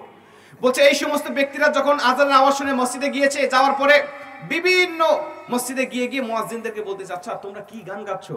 তোমাদের গানে কোনো ঢোল নাই, তবলা নাই, গিটার নাই, মিটার নাই, একতারা নাই, দোতারা নাই, কোনো বাদ্যবাজনা নাই, আমাদের হৃদয়টা ব্যাকুল করে দিচ্ছে, কি গান তোমার? বলে আরে এটা তো গান নয়, এটা তো আজান। আমরা প্রতিদিন 5 বার মুসল্লিদেরকে ডাকি নামাজ পড়ার জন্য, ওরা নামাজ পড়তে আসে আর আমার রবের কদমে সেজদা দিয়ে আবার তারা চলে যায়। বিভিন্ন দেশ থেকে আসছে, ওরা আজান কি জানে না, নামাজ কি জানে না, ওরা কিভাবে কি করতে কিচ্ছু জানে না। ওরা বলে তোমার রব কই, কাকে সেজদা দেয়? রবকে দেখা যায় না। আরে যে জিনিসকে দেখা যায় না তাকে সেজদা দেয় কেমন করে? কয় আমার রবকে দেখা যায় না, এটা অন্তর দিয়ে ঈমান দিয়ে বিশ্বাস করেই তার কদমে সেজদা দিতে হয়। জোরে কোন সুবহানাল্লাহ। ওরা বলছে আমরা দাঁড়িয়ে আছি, দেখি হাজার হাজার মানুষ প্রবেশ করতেছে মসজিদের মধ্যে, হাজার হাজার মানুষ প্রবেশ করতেছে মসজিদের মধ্যে। আমরা তাকিয়ে দেখি লাইন হয়ে দাঁড়িয়ে একজন ইমামের নেতৃত্বে সাদা মানুষের পাশেই কালো মানুষ দাঁড়িয়েছে, কালো মানুষের পাশেই ফর্সা মানুষ দাঁড়িয়েছে, ফর্সা মানুষের পাশেই ছোট দাঁড়িয়েছে, ছোটর পাশেই বড় দাঁড়িয়েছে, বড় পাশেই চাকর দাঁড়িয়েছে, চাকরের পাশেই ধনী দাঁড়িয়েছে, ধনীর পাশেই সব রকম ভেদাভেদ ভুলে সবাই লাইন হয়ে দাঁড়িয়ে আমি দেখি তারা নামাজ আদায় করছে, তার রবকে সেজদা দিচ্ছে। আমরা এই সৌন্দর্য দেখে আর ঠিক থাকতে পারি নাই। আমাদের গ্রামগঞ্জের মসজিদে এই সৌন্দর্যগুলো আছে না? আছে না? মসজিদ তো এমন জিনিস, যদি সামনে কোনো ফকিরও বসে, পিছনে যদি কোনো রাজাও থাকে, ওই ফকিরকে পিছনে আনার সাহস ওই রাজার নাই। কথা ঠিক কি না? এটাই হলো ইসলামের সৌন্দর্য, এটাই হলো ইসলামের সৌন্দর্য। কিন্তু আমার দেশের কিছু গ্রামগঞ্জের মসজিদ থেকে সৌন্দর্যগুলো হারিয়ে যাচ্ছে। আপনারা কে কি মনে করবেন আমি জানি না। আমার দেশের কিছু গ্রামগঞ্জের মসজিদ থেকে সৌন্দর্যগুলো হারিয়ে যাচ্ছে।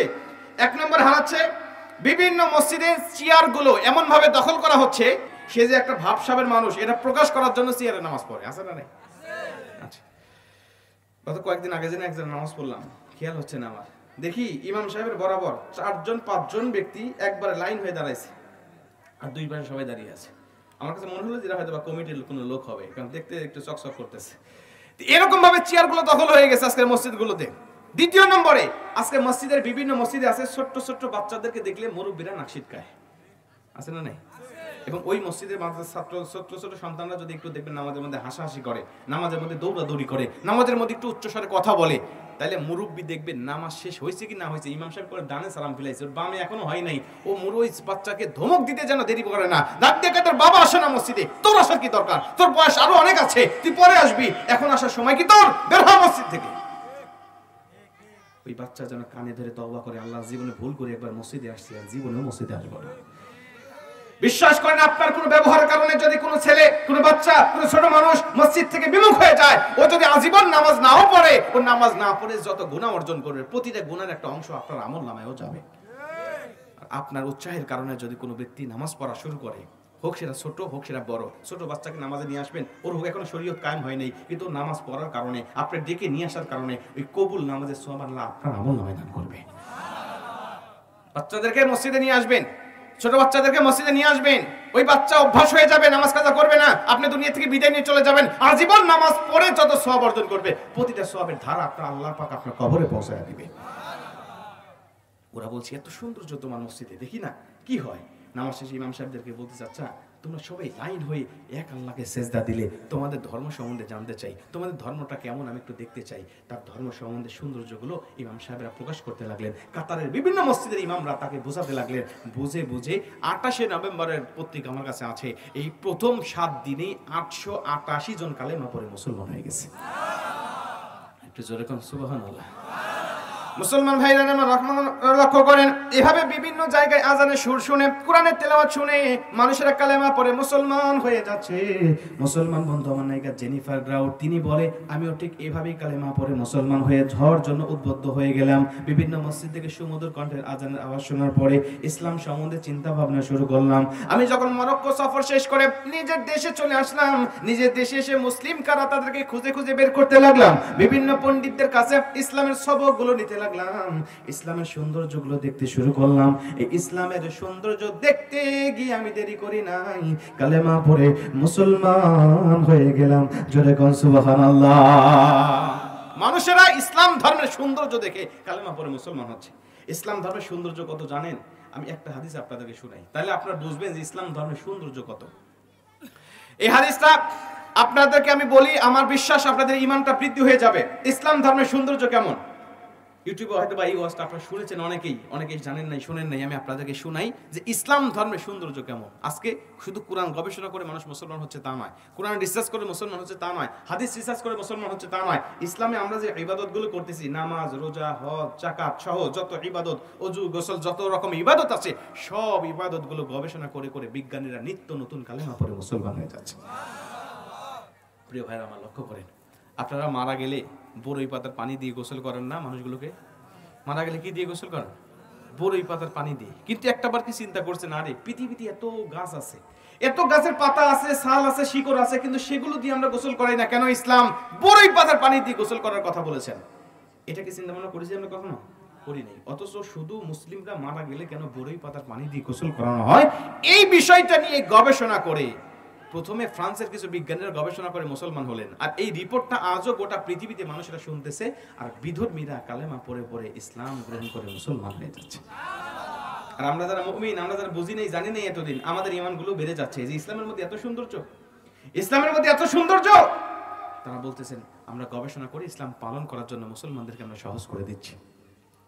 মুসলমান ভাইরা আমার লক্ষ্য করেন, মানুষ মারা গেলে কেন বড়ই পাতার পানি দিয়ে গোসল করানো হয়? শুধুমাত্র এই হাদিসটা গবেষণা করে আজকে তাম পৃথিবীর জমিনে শত শত মানুষ কালেমা পড়ে মুসলমান হয়ে যাচ্ছে। তারা বলে পৃথিবীর জমিনে এত পাতা থাকতে কেন বড়ই পাতার কথা মুসলমানদের নবী বলে গেল? পৃথিবীর জমিনে এত ঔষধি গুণাগুণ সম্পন্ন গাছের পাতা আছে, ছাল আছে, শিকড় আছে, কিন্তু সেগুলো কোনটা দিয়ে গোসল করানোর কথা বলা হয় নাই। মুসলমানদের নবী কেন বড়ই পাতার কথা বলেছেন? এই বিষয়টা নিয়ে তারা যখন চিন্তা ভাবনা শুরু করতে লাগলেন, এ মুসলমান, কিছুদিন আগেও আমি শুনলাম ভারতে একটা মেয়ে, হিন্দুদের একজন মেয়ে, নাম হলো গীতা রানী, কালেমা পড়ে ঠিক এই গবেষণা দেখি কালেমা পড়ে মুসলমান হয়েছে। উনি ডাক দিয়া বলেন আমি যখন মুসলমানদের এই তথ্যটা জানতে পারলাম, এই তথ্যটা জানার পরে আমি আর দেরি করতে পারি নাই, আমি কালেমা পড়ে মুসলমান হয়ে গেলাম। মুসলমান এলাকার মানুষেরা তাকে ডাক দিয়া বললেন, রে জাতির লোকেরা শোনো, আমরা তোমাকে প্রশ্ন করতে চাই, তুমি কেন কালেমা পড়ে মুসলমান হয়ে গেলে? তোমার বাবা হিন্দু, তোমার মা হিন্দু, তোমার 14 পুরুষ হিন্দু, তুমি কেন কালেমা পড়ে মুসলমান হয়ে গেলে? ডাক দিয়া বলতে লাগলেন, রে জাতির লোকেরা, আমি মুসলমান হয়েছি মুসলমানদের সৌন্দর্য দেখে, মুসলমান ধর্মের প্রেমে পড়ে, মুসলমানদের ধর্মের গবেষণা করে আমি কালেমা পড়ে মুসলমান হয়েছি। এলাকার মানুষেরা ডাক দিয়া বলতে লাগলেন, ইস মুসলমানদের ধর্মে তুমি কোন সৌন্দর্য দেখেছো? মুসলমানদের ধর্মে তুমি কোন সৌন্দর্য দেখেছো বলো? তিনি বলেন, মুসলমানদের ধর্মের সৌন্দর্য কোনো শেষ নাই। মুসলমানদের ধর্মের শুরু থেকে নিয়ে শেষ পর্যন্ত একটা মানুষ জন্মগ্রহণ থেকে মৃত্যু পর্যন্ত সৌন্দর্য দিয়ে ভরপুর রয়েছে। এই মুসলমানদের ধর্মে সৌন্দর্য ছাড়া কোনো ইবাদত বা কোনো নিয়ম কানুন নাই। জোরে কোন সুবহানাল্লাহ। ইসলাম যেটাকে হালাল করেছে এটার মধ্যেই কল্যাণ আছে, ইসলাম যেটাকে হারাম করেছে এটার মধ্যেই ক্ষতি আছে। আপনার বুঝে আসুক অথবা না আসুক, আপনার মাথায় ঢুকুক অথবা না ঢুকুক, আপনাকে বিশ্বাস করে নিতে হবে ইসলাম যেটাকে হালাল করেছে এটার মধ্যেই কল্যাণ আছে, ইসলাম যেটাকে হারাম করেছে এটার মধ্যেই ক্ষতি আছে। আপনারা মরা মাছ খান না? মরা মাছ খান? মরা মাছ খাওয়া কি হালাল? হালাল? আপনাদের ইমানে জোর আছে। মরা মাছ খাওয়া হালাল, কিন্তু মরা মুরগি খাওয়া কি? মরা গরু খাওয়া? আচ্ছা, এক মরা খাওয়া ইসলাম হালাল করে দিল, আরেক মরা খাওয়া ইসলাম হারাম করে দিল। কারণ আছে না নেই? বিজ্ঞান ডাক দিয়ে কয়, আচ্ছা এক ইসলাম যদি একটা খাওয়া হালাল করে দেয়, আরেকটা খাওয়া হারাম কেন? আবার একই মরা, একটা গরুকে মাথায় ইলেকট্রিক শর্ট দিয়ে মরলেও সে মারা যায়, আবার মাথায় আঘাত করলে, পাথর দিয়ে আঘাত করে মারলেও সে মরে যায়, আবার গলা কেটে মরলেও সে মরে যায়। তাহলে পাথরে আঘাত দিয়ে, মাথায় আঘাত দিয়ে, ইলেকট্রিক শর্ট দিয়ে মারলে সেটা হয়ে যায় হারাম, গলা কেটে খাইলে সেটা হয়ে যায় হালাল। এর মধ্যে কি কল্যাণ আর ক্ষতি আছে আমাদের খুঁজে বের করতে হবে। বলেন, ক্ষতি আর কল্যাণ আছে না নাই? কি ক্ষতি দেখেন। উনি ডাক দিয়ে বলছেন, আমরা যখন গবেষণা করলাম, গবেষণা করার পরে হঠাৎ তাকিয়ে দেখি যে মানুষ যারা ভূপৃষ্ঠে বসবাস করে, এটা মানুষ হোক আর ভূপৃষ্ঠে যত জীব জানোয়ার আছে, এক কথায় এই সব জীব জন্তুগুলো কার্বন ডাই অক্সাইড ত্যাগ করে আর অক্সিজেন গ্রহণ করে। আমরা সবাই কি করি? অক্সিজেন গ্রহণ করি আর কার্বন ডাই অক্সাইড ত্যাগ করি। আপনাদের কি কঠিন হয়ে যাচ্ছে ভাষাগুলো? বুঝতেছেন তো? আচ্ছা, কার্বন ডাই অক্সাইড গুলো আমরা ত্যাগ করি। এই কার্বন ডাই অক্সাইডটা হলো বিষাক্ত একটা পদার্থ। বিজ্ঞান বলছে যখন কোনো প্রাণীকে মাথায় আঘাত দিয়ে মারা হয়, ওগুলো 100% রক্তের সাথে ওই কার্বন ডাই অক্সাইডটা বের হয়ে যায়, আর এর সাথে ওই গোস্তটা 100% পবিত্র এবং নিরাপদ হয়ে যায়।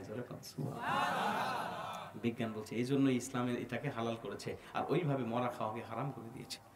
কিন্তু বলে তাহলে সাগরের মাছ, পানির মাছ মরা খাইলে তো এটাকে আর জবাই করা হয় না, তাহলে এটা কেন খাওয়া হালাল আর এমনিতে এই পানিকে খাওয়া কেন হারাম?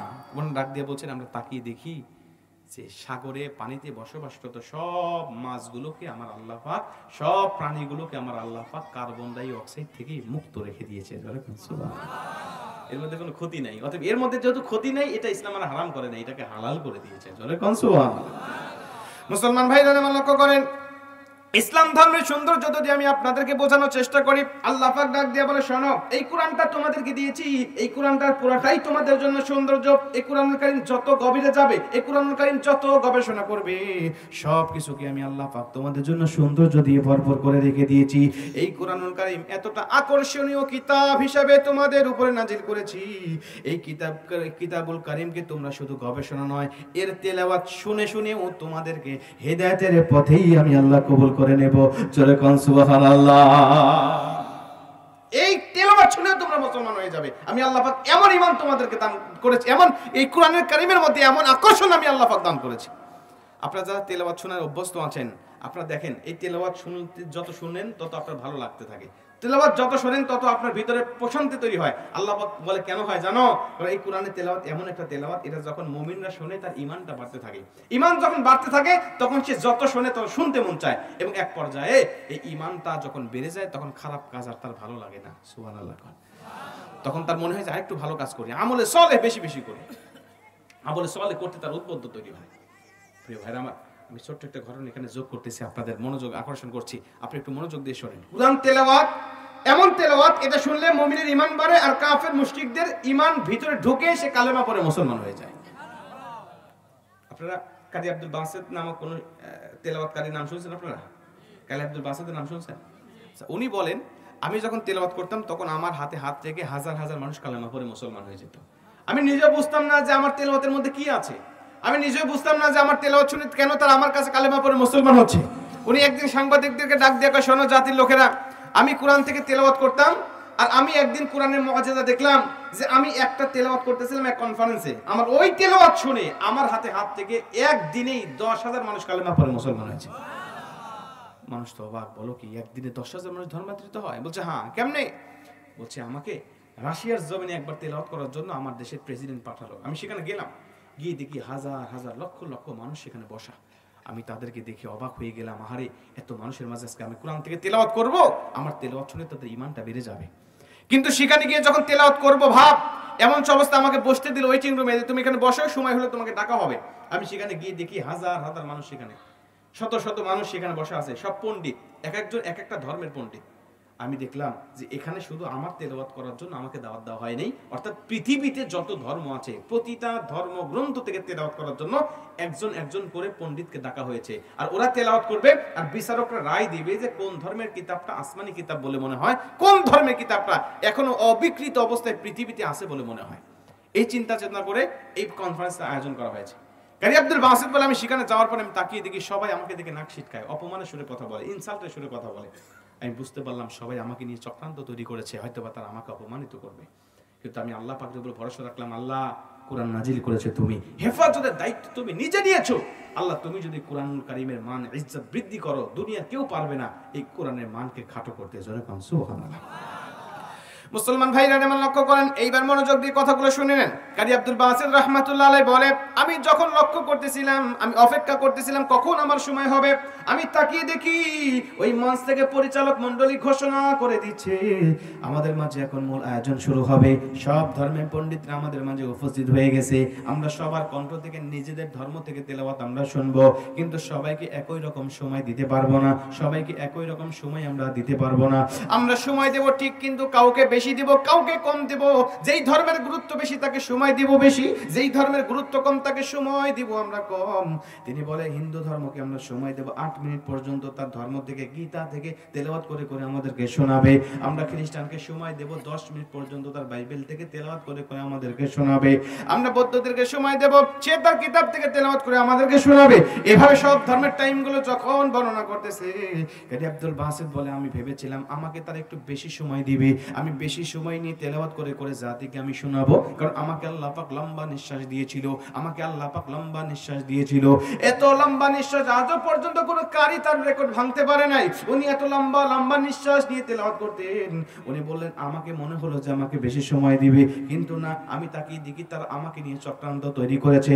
আমার নামটা বলার সময় ডাক দিয়ে বলে আমাদের মাঝে মুসলমানদের পক্ষ থেকে একটা পণ্ডিত এসেছে, তাকেও সময় দিতে হবে, কিন্তু বেশি সময় দিয়ে তার পেছনে নষ্ট করতে পারি না, তাকেও সময় দেব, কিন্তু বেশি নয়, মাত্র 2 মিনিট। জোরে কন্যা নাউজুবিল্লাহ।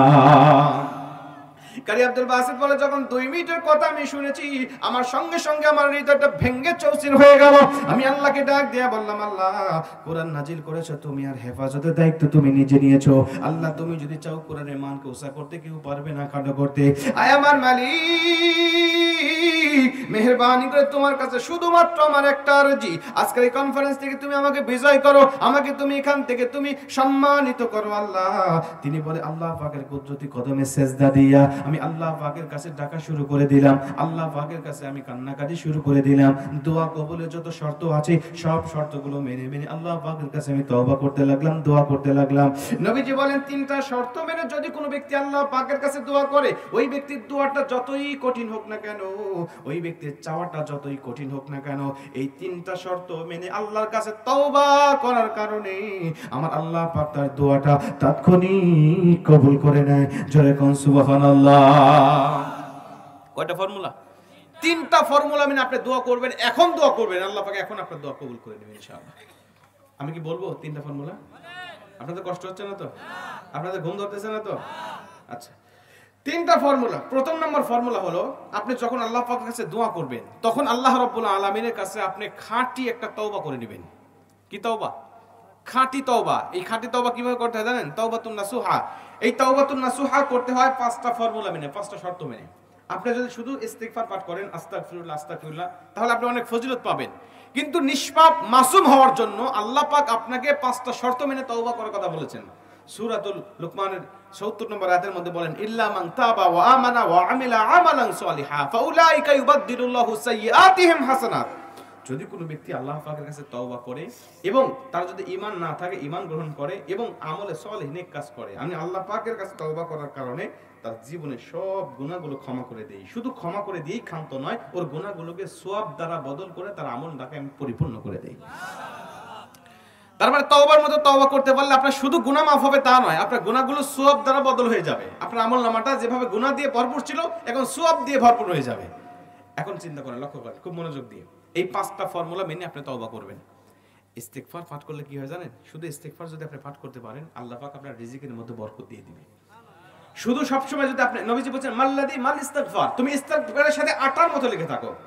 মাল্লাদি মাল ইস্তিগফার, নবীজি বলেন তুমি আটার মতো ইস্তিগফারের সাথে লেগে থাকো। যদি লেগে থাকতে পারো, আমি নবীজি বলে দিলাম আমার আল্লাহ পাক তোমাকে যত বিপদ আপদ বালা মুসিবত যত আছে সব তোমার কাছ থেকে দূর করে দিবে। আপনারা অনেক সময় ইস্তেগফারের ফজিলত আপনারা নিজে চোখে দেখতে পারবেন। আপনারা বিপদে পড়ে গেছেন, আপনি দেখতেছেন আমাকে বাঁচানোর মতো আর কেউ নাই, আমার সামনে আর কেউ নাই, পিছনের দেওয়ালে পিঠ থেকে গেছে, আপনি ওই সময় ইস্তেগফার পাঠ করতে থাকেন, ওই সময় ইস্তেগফার পাঠ করতে থাকেন, দেখবেন যে আল্লাহ পাক ওই বিপদ থেকেও আপনাকে রক্ষা করে ফেলেছে। ইস্তেগফারে এত ফজিলত রয়েছে। আপনি যদি অভাবী হন, গরিব হন, ইস্তেগফার পাঠ করতে থাকবেন, দেখবেন যে আল্লাহ পাক আপনার রিজিকের মধ্যে বরকত দিয়ে দিয়েছে। 5টা ফর্মুলা কিভাবে আমি সেটা বলি, আমি আলোচনা সংক্ষিপ্ত করে নিয়ে আসতেছি। লক্ষ্য করেন, 1 নম্বর হলো আপনি যে অন্যায়টা করেছেন, যে গুনাহটা করেছেন, এই গুনার প্রতি আপনাকে আগে স্বীকার করতে হবে যে আল্লাহ আমি যেটা করেছি এটা গুনাহ, এটা পাপ, আমি তোমার কাছে স্বীকার করছি। গুনাহকে গুনাহ বলে স্বীকার করতে হয়, এটা হলো তওবার প্রথম নম্বর বৈশিষ্ট্য। আপনি যদি স্বীকার না করেন, বলেন যে আল্লাহ নামাজ না পড়লে কি হবে, আমার ঈমান ঠিক আছে, নামাজ না পড়লে কি হবে, আমার ঈমান ঠিক আছে, এমন কথা যদি কেউ বলে আর ওই ব্যক্তি যদি আজীবন তওবা করে, ওর তওবা কবুল হবে না। কেন হবে না?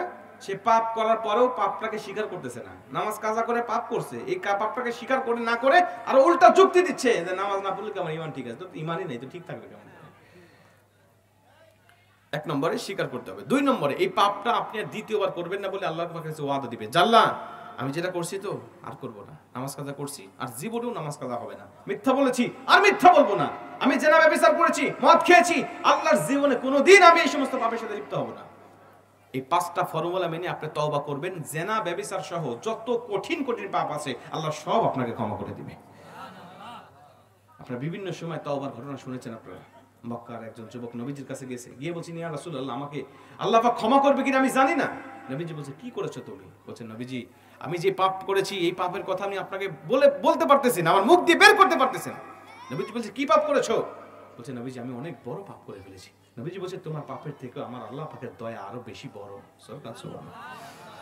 মুসলমান ভাইরা, আমার যুবক ডাক দিয়ে বলে নবী আমি এমন একটি পাপ করেছি আমার মনে হয় আল্লাহ পাকের দয়ার থেকেও আমার পাপটা অনেক বড়। নবীজি ডাক দিয়ে বলেন যুবক কি পাপ করেছো বলো তো দেখি। বলেন নবীজি আপনি তো শুনেছেন মক্কা মদিনার জমিনে যত কবরস্থান রয়েছে এই কবরস্থানের লাশের কাপড় চুরি হয়ে যায়। নবীজি এই ঘটনা আপনি শুনেছেন কিনা বলেন। নবীজি বলেন হ্যাঁ আমি জানি, মক্কা মদিনার সব লাশের কাপড়গুলো চুরি হয়ে যাচ্ছে ইদানিং ধরে। নবীজিকে ডাক দেওয়া হচ্ছে নবীজি ওই চুরিটা অন্য কেউ করে না, আমি যুবক কাপড়গুলো চুরি করে করে বাজারে বিক্রি করি আর সেভাবে আমার দিনাপাত চলতেছে, আমার রিজিকের ব্যবস্থা হয়। নবীজি ডাক দেওয়া বলেন তারপরে কি করেছো বলো। বলেন নবীজি কিছুদিন আগে একজন যুবতী মেয়ে দুনিয়া থেকে বিদায় নিয়ে চলে গেল। ওই যুবতী মেয়ে দুনিয়া থেকে বিদায় নেওয়ার পরে আমি যখন তার কবরে চলে গেলাম রাত্রিবেলায় কাপড়টা চুরি করার জন্য। নবীজি ওই কাপড়টা যখন তার শরীর থেকে আমি নিয়ে আসতেছিলাম, শয়তান আমাকে ধোঁকা দিয়ে বলতে লাগলেন রে যুবক তুমি কার কাপড় নিয়ে চলে যাচ্ছ, একটা বার কি তার চেহারার দিকে তুমি তাকাবে না, দেখবে না আল্লাহ পাক তাকে কত সুন্দর করে তৈরি করেছে, দেখবে না আল্লাহ পাক তাকে কত সুন্দর করে আকার আকৃতি দিয়েছে। যুবক বলে নবীজি শয়তানের ধোঁকায় পড়ে আমি যখন দ্বিতীয়বার তার দিকে তাকিয়েছি আমি আর চোখটাকে ফেরাতে পারি নাই। নবীজি শয়তান আমাকে এতটাই পেয়ে বসলো, শয়তানের ধোঁকায় আমি এতটাই বোকা হয়ে গেলাম, ওই কবরের মধ্যে নির্জন রাত্রিবেলায় আমি তার সাথে জেনা ব্যভিচারে লিপ্ত হয়ে গেলাম। নবীজি যখন জেনা ব্যভিচারে লিপ্ত হয়ে যাওয়ার পরে আমি যখন চলে আসতেছিলাম, আমি চলে আসার সময় হঠাৎ তাকিয়ে দেখি এই মৃত করে দিয়েছে। নবীজি উনি ডাক দিয়ে বলছেন রে যুবক কে তুমি বলো তো দেখি, এই কবরের মধ্যে আমার পবিত্র দেহটাকে তুমি অপবিত্র করে চলে গেলে, আমার সুন্দর দেহটা তুমি কেন কাপড় নিয়ে উলঙ্গ করে চলে গেলে। নবীজি আমি যখন ওই মহিলার লাশের কণ্ঠের কথা শুনতে পেরেছি আমি সঙ্গে সঙ্গে সেন্সলেস হয়ে গেছি, আমি বেহুশ হয়ে গেছি। দীর্ঘক্ষণ পরে আমার হুঁশ ফেরত আসার পরে তড়িঘড়ি করে ওই কবরের মধ্য থেকে চলে এসেছি আর নিজেকে বারবার অপরাধী মনে করতেছি। নবীজি মনে হচ্ছে আমি এত বড় পাপ কেমনে করলাম, নবীজি মনে হচ্ছে এটা আমার দ্বারা কেমনে সম্ভব হলো। নবীজি এতদিন আমি কাফন চুরি করেছি একটা লিমিটের মধ্যে ছিলাম, কিন্তু এখন আমি যেই অন্যায়টা করেছি এই অন্যায়টা আমাকে ভিতরে দুমড়ে মুচড়ে শেষ করে দিচ্ছে, নিজেকে ক্ষমা করতে পারি না। নবীজি বলেন আপনি আমাকে আল্লাহ ক্ষমা করবে কিনা। নবীজি তার কাছ থেকে মুখটা ফিরিয়ে নিলেন আর বললেন আল্লাহর হুকুম না আসা পর্যন্ত তোমার ব্যাপারে আমি কিছুই বলতে পারি না। এই বলে মুখটা ফেরত নিয়ে নিলেন আর ওই যুবক দেখতে পারলেন নবীজি আমাকে ক্ষমা করলেন না, নিশ্চিত আল্লাহও ক্ষমা করবে না। তিনি বলে সেখান থেকে আমি চলে এসে পাহাড়ের গুহায় আশ্রয় নিয়ে আমি যখন আল্লাহ পাকের কাছে কাঁদতে লাগলাম, আল্লাহকে বলতে লাগলাম মালিক তুমি তো সেই আল্লাহ যিনি আমাকে সৃষ্টি করেছো, আল্লাহ তুমি আমাকে ক্ষমা করে দাও, আল্লাহ তুমি আমাকে মাফ করে দাও, আল্লাহ তুমি তোমার হাবিবের উপরে আমার সম্বন্ধে কোরআনের আয়াত নাযিল করায়া আমাকে তুমি ক্ষমার ঘোষণা না দেওয়ার আগ পর্যন্ত আমি খাবার খাবো না, আমি সুস্থভাবে দুনিয়ার জমিনে চলাচল করব না। এই পাহাড়ের গুহায় আশ্রয় নিয়ে তোমাকে সিজদা দিতে দিতে দুনিয়ার থেকে বিদায় নিয়ে চলে যাব, দুনিয়ার কোনো সুখ স্বাচ্ছন্দ্য আমি গ্রহণ করব না। জোরে কর আল্লাহু আকবার। আল্লাহ পাকের কাছে তিনি এখন একনিষ্ঠভাবে তওবা করতে লাগলেন, বিগত জীবনের জন্য তিনি অনুতপ্ত হতে লাগলেন, আর আল্লাহর কাছে ওয়াদা দিতে লাগলেন, আল্লাহ জীবনে কোনোদিন আর কোনো পাপ করব না, জীবনে আর কোনোদিন কাফন চুরি করব না, জীবনে আর কোনোদিন জেনা ব্যভিচারের সাথে আমি লিপ্ত হব না। আল্লাহ পাকের কাছে যখন করবে না বলে ওয়াদা দিয়ে যখন তওবা করে নিলেন, আমার আল্লাহ পাক জিবরাইল নাজিল করে দিলেন, নবীজির কাছে যাও বলো আমার হাবিবকে জিজ্ঞাসা করো এই দুনিয়া কি আমার হাবিব সৃষ্টি করেছে নাকি ওই বান্দাকে আমার হাবিব সৃষ্টি করেছে। জিবরাইল এসে ডাক দিয়ে বলেন, নবীজি আল্লাহ দুইটা প্রশ্ন করেছে, এক নম্বরে এই আসমান জমিনকে আপনি সৃষ্টি করেছেন নাকি ওই বান্দাকে আপনি সৃষ্টি করেছেন, বলেন না। নবীজি ডাক দিয়ে বলেন, জিবরাইল আমার আল্লাহই তো সবকিছু সৃষ্টি করেছে, ও বান্দাকেও তো আল্লাহ পাক সৃষ্টি করেছে। নবীজি তাহলে কেন ওই বান্দার কাছ থেকে আপনি মুখটা ফিরিয়ে নিয়েছেন? আমার আল্লাহ পাক ওই যুবককে বেগুনাহ মাসুম বানিয়ে দিয়েছে। জোরে কোন সুবহানাল্লাহ। আমার আল্লাহ পাক তাকে ক্ষমা করে দিয়েছে। অতএব যুবককে আপনি সুসংবাদ জানান, এ মুসলমান এত বড় পাপ আমার মনে হয় না এখানে আমরা কেউ করেছি, কথা বলেন ঠিক কি না? ওকে যদি আল্লাহ তওবা করার কারণে ক্ষমা করে দিতে পারে, আপনাকে কিন্তু আল্লাহ পাক ক্ষমা করে দেওয়ার জন্য সম্পূর্ণ প্রস্তুত রয়েছে। এজন্য আপনি যখন তওবা করবেন আল্লাহ পাককে ডাক দিয়া বলবেন, আমার আল্লাহ আমি আর জীবনে কোনোদিন এই অন্যায়টা করব না, জীবনে কোনোদিন আমি এই পাপটা করব না। 3 নম্বরে নবীজি বলেন, তুমি যখন পাপ করার পর তওবা করবে তখন আমলে সালেহ বেশি বেশি করতে থাকবে। এতদিন পাপ করেছো, নামাজ পড়ো নাই, এখন নামাজ তুমি বেশি বেশি পড়তে থাকবে। এতদিন তুমি কোরআন শোনো নাই, কারণ গান শুনে বেরিয়েছো, এখন তুমি কোরআন বেশি বেশি শুনবে, কোরআন বেশি বেশি তেলাওয়াত করবে। এতদিন তুমি অন্যায় অপরাধের সাথে লিপ্ত ছিলে, এখন আমলে সালেহ বেশি বেশি করতে থাকবে। আর 4 নম্বরে তুমি আল্লাহ পাকের কাছে এই সমস্ত গুনাহের জন্য কিছু কাফারা প্রদান করবে। আর 5 নম্বরে এই অপরাধটা যদি কোনো মানুষের শানে করে থাকো, কোনো বান্দার হক নষ্ট করে থাকো, ওই বান্দার কাছেই ক্ষমা চাইতে হবে। জোরে কোন সুবহানাল্লাহ। এটা খুব কঠিন, এইটা মানতে আপনাদের কষ্ট হবে। বলবেন হুজুর আগের 4টা সহজ ছিল পারবো, কিন্তু পরেরটা মানুষের হক নষ্ট করে মানুষের কাছে ক্ষমা চাওয়া এটা পারবো না। কারণ এই রোগের রোগী আমার মনে হয় এলাকায় ম্যাক্সিমাম মানুষ, আপনাদের এলাকায় হয়তো নাই বান্দার হক নষ্ট করা আছে। ছেলের হক মেয়ের হক মেরে দিয়ে ছেলেকে দেওয়ার প্লেয়ার কি আছে এলাকায়? বড় ছেলেটা মেরে দিয়ে ছোট ছেলেকে দিয়েছে, এরকম আছে? যদি থেকে থাকে এরকম, আর আপনি যদি হাজিও হন, আপনি যদি ফার্স্ট কাতারে মুসল্লিও হন, আপনি যদি এলাকার সবচেয়ে বড় দানশীল হন, কিন্তু আপনি সম্পদ বন্টন করতে গিয়ে কম বেশ করে ফেলেছেন। আল্লাহ যেভাবে হুকুম করেছেন সেভাবে দেন নাই। এক মেয়েটা মেরে দিয়ে অন্য মেয়েকে দিয়েছেন, অথবা মেয়েটা মেরে দিয়ে ছেলেকে দিয়েছেন, অথবা এক ছেলেটা মেরে দিয়ে আরেক ছেলেকে দিয়েছেন, বোনের হক ফাঁকি দিয়েছেন, ভাইয়ের হক ফাঁকি দিয়েছেন। এমন যদি হয় আল্লাহ পাক বলে ও তোকে ক্ষমা করবে না যতক্ষণ আমি আল্লাহ তোকে ক্ষমা করব না ততক্ষণ। ভাই এটা ম্যাক্সিমাম এলাকায় এই ঘটনা ঘটতেছে।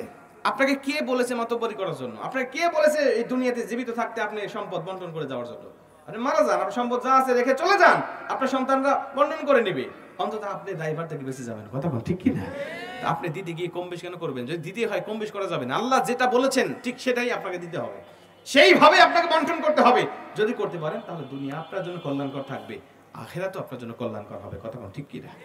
আর এত এমন সমাজে আমরা দেখেছি, এমন লোক আমরা দেখেছি, সন্তান দুইটা সন্তানকে, বড় সন্তানকে ফাঁকি দিয়ে ছোট সন্তানকে সম্পদ দিছে। এখন বড় সন্তান তো রাগ করে আলাদা জায়গায় থাকে, আমার বাবা আমাকে কিছু দেয় নাই, এখন বাসা ভাড়া নিয়ে অন্য জায়গায় থাকে। আর ছোট সন্তান সব সম্পত্তি পাওয়ার পরে এখন মা বাবাকে ভুলে সেও এখন অন্য জায়গায় থাকে। বাবা মা সম্পদ ছিল অনেক, এখন 2 সন্তান পরিত্যাগ করার কারণে ভিক্ষা করে এখন জীবন যাপন করতেছে। এটা তো দুনিয়ার শাস্তি, মরতে দেরি হবে, কবর থেকে আল্লাহ পাক নতুন করে শাস্তি দেওয়া আপনাকে দেরি করবে না। এজন্য খবরদার সম্পদ বন্টন করতে গিয়ে কম বেশ করে ফেলবেন না, এটা খুবই সেনসিটিভ বিষয়, আল্লাহ ধরবেই আপনাকে। অনেক সন্তান এখানে থাকতে পারেন, বাবা মা এই আকামা করে চলে গেছে, এখন আপনি সম্পদগুলো খাচ্ছেন আর বগল বাজাচ্ছেন। আপনি মনে করছেন বাবা ধরা খাইছে তো কি হয়েছে, আমি তো অন্তত বেঁচে যাবো, কারণ আমি তো নেই। আল্লাহর কসম আপনার বিবেক আছে, বুদ্ধি আছে, বিবেচনা আছে। আপনি যদি সুষম বন্টন না করে যান, আপনার বাবা যেমন ধরা খাইছে আপনিও ঠিক একইভাবে ধরা খাবেন। কথা বলেন ঠিক কি? এটা হলো 5 নম্বর। এই শর্ত মেনে যখন আপনি তওবা করবেন আল্লাহ পাক আপনার তওবা কবুল করে নেবে। এবং দোয়া কবুলের যে 3টা শর্ত তার মধ্যে একটা হয়ে গেল। 2 নম্বর শর্ত নবীজি বলেন আল মাউতু আলা আমালি সালিহ। নবী সাল্লাল্লাহু আলাইহি ওয়াসাল্লাম সূরা আরাফের মধ্যে বলেন ওয়ালিল্লাহিল আসমাউল হুসনা ফাদউহু বিহা। যখন তোমরা আমার কাছে দোয়া করবে, কারি আব্দুল বাসিত বলছে আমি সেজদায় গিয়ে আল্লাহ পাকের কাছে এই ফর্মুলা মেনে দোয়া করতে লাগলাম। কি ফর্মুলা? আল্লাহ বলছে যখন তোমরা আমার কাছে চাইবে তখন আমার আসমাউল হুসনা, সুন্দর সুন্দর নাম আছে, ইসমে আজম আছে, এই নামগুলো ধরে ধরে তোমরা আমার কাছে দোয়া করো, আমি আল্লাহ পাক বলছি তোমার সব দোয়া কবুল হয়ে যাবে। ইসমে আজম, আসমাউল হুসনা, সিফতি নাম, গুণবাচক নাম, হাদিসের মধ্যে বর্ণনা হয়েছে 99টা। এই 99টা নামের মধ্যে অগণিত ইসমে আজম আছে। আর এই নামগুলো ধরে ধরে যখন আল্লাহ পাকের কাছে চান আল্লাহ পাক তখন তাৎক্ষণিক আপনার দোয়াটা কবুল করে নেয়। সুবহানাল্লাহ।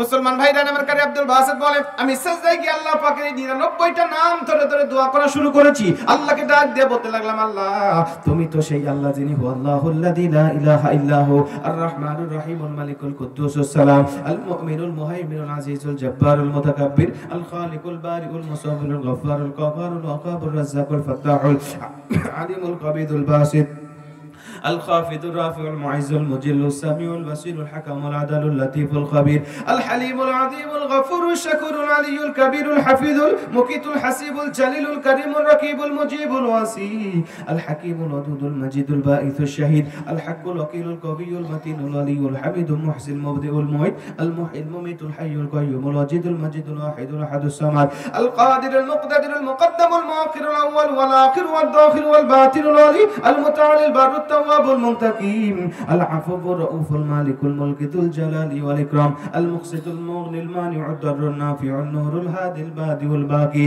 الوارث الرشيد الصبر جرقنا الله أكبر على جرقنا الله أكبر কারি আব্দুল বাসিত বলে, এই 99টা নাম ধরে যখন আমি আল্লাহ পাকের কাছে দোয়া করেছি, আমার আল্লাহ পাক আমার দোয়াটা কেমনে কবুল করে নিয়েছে তোমরা শোনো। আমি তাকিয়ে দেখি সব ধর্মের পণ্ডিতরা তেলাওয়াত করার জন্য মঞ্চে চলে গেছে। সবাই তেলাওয়াত করে যখন মঞ্চ থেকে নেমে চলে এসেছে, আমার নামটা ধরে ডাকা হচ্ছে, আমাকে বলা হচ্ছে, কারি আব্দুল বাসিত তোমার সময় হয়ে গেছে। আমি তড়িঘড়ি করে সিজদা থেকে উঠে মঞ্চে চলে গিয়েছি।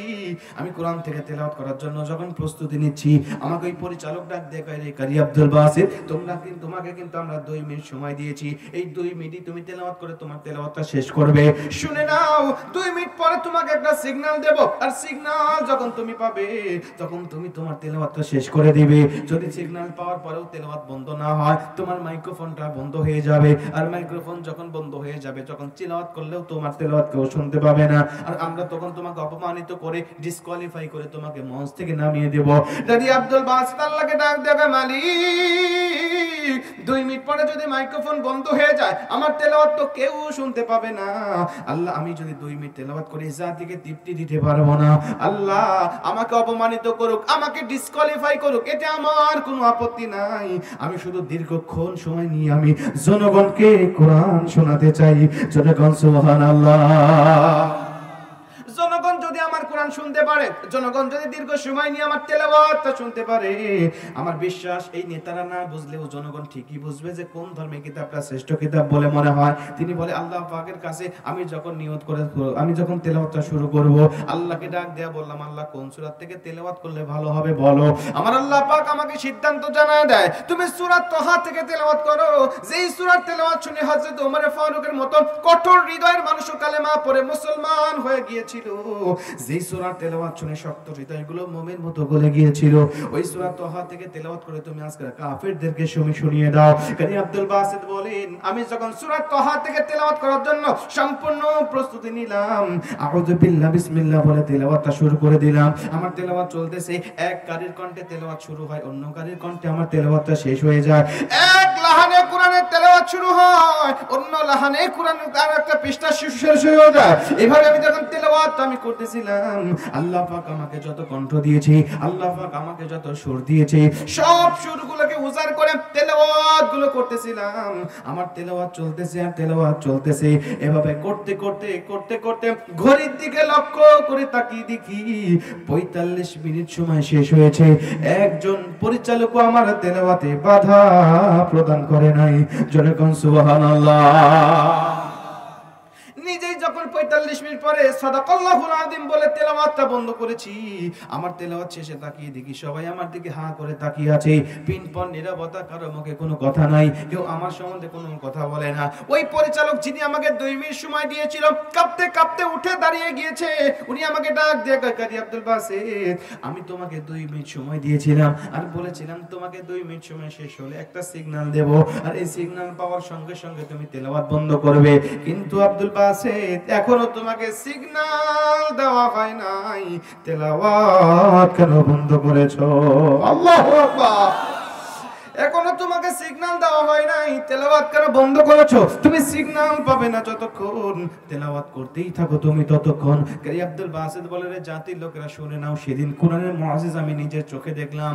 ওই কারি আব্দুল বাসিত বলেন, ওই পরিচারক কাঁপতে কাঁপতে উঠে এসে আমার কপালে চুমা দিয়ে হাতটা চেপে ধরে ডাক দেয়া কয়, শুনে নাও, আমরা দীর্ঘক্ষণ পর্যন্ত বিভিন্ন কণ্ঠের তেলাওয়াত আমরা শুনেছি, বিভিন্ন ধর্মের তেলাওয়াত আমরা শুনেছি, সব ধর্ম কিতাবের তেলাওয়াত আমাদেরকে বিরক্ত ধরা দিয়েছে। খ্রিস্টান কি তেলাওয়াত করতেছিল বারবার ঘুরে দেখেছি, কখন তার সময়টা শেষ হবে এই আমরা মঞ্চ থেকে নামায়া দিয়েছি। কিন্তু তোমার কিতাব কেমন বলো তো দেখি, তুমি 45 মিনিট সময় পার করেছো, অথচ আমাদের মনে হচ্ছে এখনো আমাদের তৃপ্তি যেন হলো না। জোরে কোন সুবহানাল্লাহ। তুমি তেলাওয়াত করো, তোমার তেলাওয়াত শুনে আমার অতৃপ্ত আত্মাকে আজকে তৃপ্ত করে দেব। কারি আব্দুল বাসিত বলে, শোনো, আমি কোরআনের মুআজিজ সেদিন দেখলাম কেমন করে ওই পরিচালক আমার হাতটা ধরে ডাক দিয়ে কয়, যেই কিতাব মানুষকে এতক্ষণ পর্যন্ত বিরক্তহীন ভাবে বসায় রাখতে পারে, যেই কিতাব মানুষকে হেদায়েত জ্ঞান ভুলা দিতে পারে, টাইম সম্বন্ধে জ্ঞান ভুলা দিতে পারে, এই কিতাব আর যাই হোক কোনো মানুষ রচনা করতে পারে না। আসলে অতএব এই কিতাব সৃষ্টিকর্তার পক্ষ থেকে পাঠানো কিতাব। অতএব এই কিতাব যে ধর্মের কথা বলছে, ইন্না দীনা ইনদাল্লাহিল ইসলাম, তার মানে ওই ধর্মই সত্য ধর্ম। দেরি করলাম না, বাপ দাদা ধর্ম ছেড়ে দিলাম, কালেমা পড়াইয়া মুসলমান বানায় দাও। উনি বলে, ওই কনফারেন্স শেষে আমার হাতে হাত রেখে, ওই সেমিনারে 10,000 মুসলমান হয়েছিল সেদিন আমার হাতে হাত রেখে। সুবহানাল্লাহ বললেন। এখন বলেন, কোরআনের ক্ষমতা আছে না নাই? কোরআনুল কারীমের প্রতি আকর্ষণ আছে না নাই? কোরআনের মুআজিজা আছে না নাই? এই কোরআনের মুআজিজা নবীর জামানায় যেমন ছিল এখনো ঠিক তেমনই আছে, কিয়ামত পর্যন্ত একই রকম থাকবে, কিঞ্চিত পরিমাণ কমে যাবে না, পরিবর্তন হবে না। সুবহানাল্লাহ। কিয়ামতের পরেও একই রকম থাকবে। জান্নাতের মধ্যেই কোরআন থেকে তেলাওয়াত করা হবে, জান্নাতীদেরকে শোনানো হবে। 3 জন কারি 3 জনই কোরআন থেকে তেলাওয়াত করবেন। তাফসীরে এসেছেন, দাউদ নবী যখন সূরা ইয়াসিন থেকে, সূরা তহা থেকে তেলাওয়াত করবেন, দাউদ নবীর একটা কণ্ঠ থেকে 80 রকম সুর বের হতে থাকবে। আপনারা জান্নাতীরা যাবেন, তারা পাগল হয়ে যাবেন, বলবেন আল্লাহ কিচ্ছু চাই না, শুধু আমরা এই তেলাওয়াত শুনে জান্নাতের মধ্যে আমরা থাকতে চাই। আমার আল্লাহ বলবে, এর থেকেও কি সুমধুর তেলাওয়াত শুনতে চাও না? জান্নাতীরা বলবে, আল্লাহ এর থেকে সুমধুর তেলাওয়াত হতে পারে? আমাদের বিশ্বাস হয় না। আল্লাহ বলবে, কেন বিশ্বাস হবে না বলো? দাউদ নবীকে কোরআন নাজিল করি নাই, দাউদ নবী কোরআনের জন্য মার খাই নাই। যে নবীর উপরে কোরআন নাজিল করেছিলাম, ওই নবীর কণ্ঠ থেকে শোনো কোরআন তেলাওয়াত কেমন শোনা যায়। আমার নবী যখন সূরা ইয়াসিন থেকে তেলাওয়াত করবেন, ভাই আমার নবীর কণ্ঠ সেদিন কেমন হবে আমি আপনাদেরকে বোঝাতে পারবো না। নবী সূরা ইয়াসিন থেকে তেলাওয়াত করবেন, জান্নাতীরা পাগল হয়ে যাবে, বলতে থাকবে আল্লাহ জান্নাতের মধ্যে কিচ্ছু চাই না, শুধু আমার নবীর কণ্ঠে তেলাওয়াত শুনে জান্নাতের মধ্যে হাজার হাজার বছর কাটিয়ে দিতে চায়। আল্লাহ পাক ডাক দিয়া বলবে, জান্নাতীরা এর থেকেও কি সুমধুর তেলাওয়াত তোমরা শুনতে চাও না? জান্নাতীরা ডাক দিয়া বলবে, আল্লাহ এর থেকে সুমধুর তেলাওয়াত হতে পারে? এটা আমাদের আর বিশ্বাস হয় না। আল্লাহ পাক ডাক দিয়া বলবে, কেন বিশ্বাস হবে না বলো? দাউদ নবীকে কণ্ঠ দিয়েছি আমি আল্লাহ নিজে, আমার হাবিবুল্লাহকে কণ্ঠ দিয়েছি আমি আল্লাহ নিজে, কিন্তু আমার নবীর কণ্ঠে কত, আমি আল্লাহ পাকের নিজের কণ্ঠে কত সুর রেখে দিয়েছি তোমরা তা জানো না। আমি আল্লাহ এখন আমার সামনের পর্দাগুলো ভেদ করে তোমার সামনে এসে আমার নিজের কণ্ঠ থেকে সূরা রহমান তেলাওয়াত করে শোনাবো। জোরে কোন সুবহানাল্লাহ। আল্লাহ সেদিন সূরা রহমান থেকে তেলাওয়াত করবেন, আর রহমান বলবেন না, আনার রহমান বলে আল্লাহ শুধু একটা টান দিবেন। আমার রবের কণ্ঠের টান শুনে, আমার রবের কণ্ঠের সুর শুনে সেদিন আপনারা জান্নাতীরা হাজার হাজার বছর পর্যন্ত বেহুশ হয়ে পড়ে থাকবেন, আপনাদের হুঁশ ফেরত আসবে না।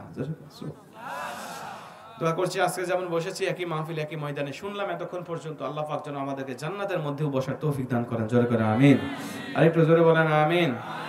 প্রিয় ভাইরা, অনেকক্ষণ আমি আপনাদেরকে কষ্ট দিলাম, আপনারা কি বিরক্ত হয়েছেন? কষ্ট পাইছেন? তাহলে আমরা এখন দোয়ার দিকে যাই নাকি বলেন? আরো শুনবেন? সারা রাত শুনবেন? সারা রাত শুনবেন? কে কে সারা রাত শুনবেন? হাত তালুন দেখি। লিল্লাহি তাকবীর। শোনেন, সারা রাত শোনেন, আমি একটু পরে চলে যাব। আলহামদুলিল্লাহ। ফজর পড়বেন তো ইনশাআল্লাহ? ফজর পড়তে হবে, নামাজ পড়তে হবে, নামাজ ছাড়া কোনো কায়দা নেই, নামাজ কিন্তু পড়তেই হবে আমাদেরকে, যে যাই বলুক না কেন।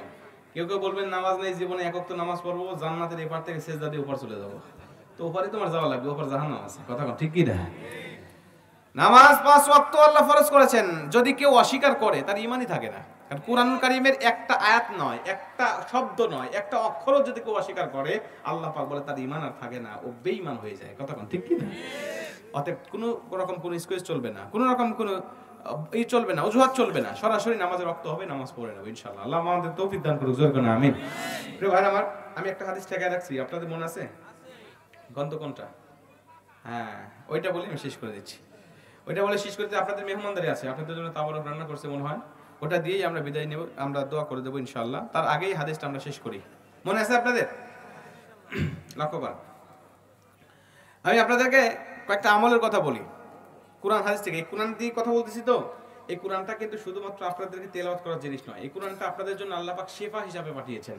আল্লাহ বলে অনুনাজ্জিলু মিনাল কুরআনি মা হুয়া শিফাউ ওয়া রাহমাতুল লিল মুমিনিন। জোরে বলুন সুবহানাল্লাহ। এই কোরআনটা আপনাদের জন্য শিফা। নবীজি বলেন তুমি যখন অসুস্থ হবে তখন তুমি ডাক্তারের কাছে যাওয়ার আগে কোরআন থেকে তুমি শিফা গ্রহণ করো। জোরে বলুন সুবহানাল্লাহ। কোরআন থেকে শিফা নেবেন। কোরআনের মধ্যে সব আছে, সামান্য মাথা ধরা থেকে শুরু করে নিয়ে আপনাদের যখন মাথা ধরে, আপনারা শুধুমাত্র পবিত্র কোরআন সূরাতুল ওয়াকিয়ার 19 নম্বর আয়াতটা তেলাওয়াত করে মাথায় একটা ফুঁক নেবেন, দেখবেন মুহূর্তের মধ্যে আপনার মাথা ব্যথা একেবারে নিমিষ হয়ে গেছে। সুবহানাল্লাহ বললেন না? আমরা ছাত্রবেলা থেকে, আমি বিশেষ করে ছাত্রবেলা থেকে আমি এই আমলটা করতাম। মাথা ধরলে পরে আমি নিজে নিজে সূরা ওয়াকিয়ার 19 নম্বর আয়াত লা ইউসাদ্দাউনা আনহা ওয়া লা ইউনজিফুন, এই আয়াতটা পাঠ করে আমি ফুঁক নিলাম নিজে নিজে। আল্লাহর কসম করে বলছি, ট্রাফনিল না খাইলে অনেক মানুষের মাথা ব্যথা দূর হয় না। ট্রাফনিল এখন সবাই চেনে, ট্রাফনিল কারে কয়, কিন্তু আমার জীবনে কোনোদিন আমি ট্রাফনিল খাই নাই। যখনই মাথা ব্যথা হয় তখনই শুধু এই আয়াতটা ফুঁক দিয়ে আমি মাথায় ফু নেই, নিঃশ্বাস নেই, মুহূর্তের মধ্যে মাথা ব্যথা ভালো হয়ে যায়। আপনি আয়াতটা মুখস্থ করে নেবেন, লা ইউসাদ্দাউনা আনহা ওয়া লা ইউনজিফুন। এই আয়াতটা আল্লাহ পাক জান্নাতীদের শানে নাজিল করেছেন। আল্লাহ পাক বলে যখন জান্নাতীদেরকে জান্নাতে দেওয়া হবে, ওদের কোনো মাথা ব্যথা থাকবে না, ওদের মাথায় কোনো ব্যথা হবে না। ওরা মদ পান করবে, শরাব পান করবে, কিন্তু জান্নাতের মধ্যে তাদের কোনো ক্লান্তি আসবে না, মাথা ব্যথা হবে না, তাদের মাথায় কোনো ডিস্টার্ব হবে না। জোরে কোন সুবহানাল্লাহ। 2 নম্বরে, আপনাদের অনেক সময় পেটে ব্যথা হয় না? পেটে ব্যথা হয় তো? আমি আপনাদেরকে কবিরাজি শিক্ষা দিয়ে যাচ্ছি, শোনেন। কবিরাজি না মানে কোরআন থেকে শিফা গ্রহণ করার শিক্ষা দিয়ে যাচ্ছি। যখন সূরা ফাতিহা পাঠ করে আপনার যদি পেট ব্যথা হয়, সূরা ফাতিহা পাঠ করে আপনি 1 গ্লাস পানিতে ফুঁক দিবেন। ফুঁক দিয়ে আপনি নিজেই ওই পানিটা খেয়ে ফেলবেন, দেখবেন যে আপনাকে আল্লাহ রাব্বুল আলামিন আপনার পেটের ব্যথা দূর করে দিয়েছে। প্রতিদিন সকালবেলা বাসি পেটে, আপনার যদি রেগুলার পেট ব্যথার সমস্যা থাকে, প্রতিদিন সকালবেলা বাসি পেটে 1 গ্লাস পানিতে আপনি সূরা ফাতিহা পড়ে ফুঁক দিবেন। ফুঁক দিয়ে পানিটা আপনি খেয়ে ফেলবেন, আপনার শরীরের সমস্ত ব্যথাও দূর হবে এবং আপনার শরীরে যদি গ্যাসেরও সমস্যা থাকে সেটাও ভালো হয়ে যাবে। আরেকটা আমল শিখিয়ে দিই, শোনেন।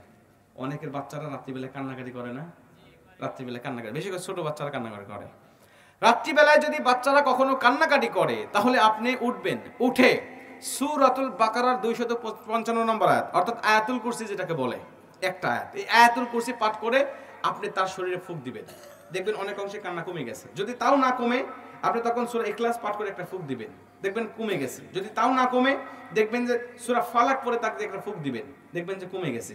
যদি তাও না কমে, সূরা নাস পড়ে আরেকটা ফুঁক দিবেন, দেখবেন মুহূর্তের মধ্যে যত কঠিন কান্না হোক না কেন, মুহূর্তের মধ্যে ভালো হয়ে গেছে।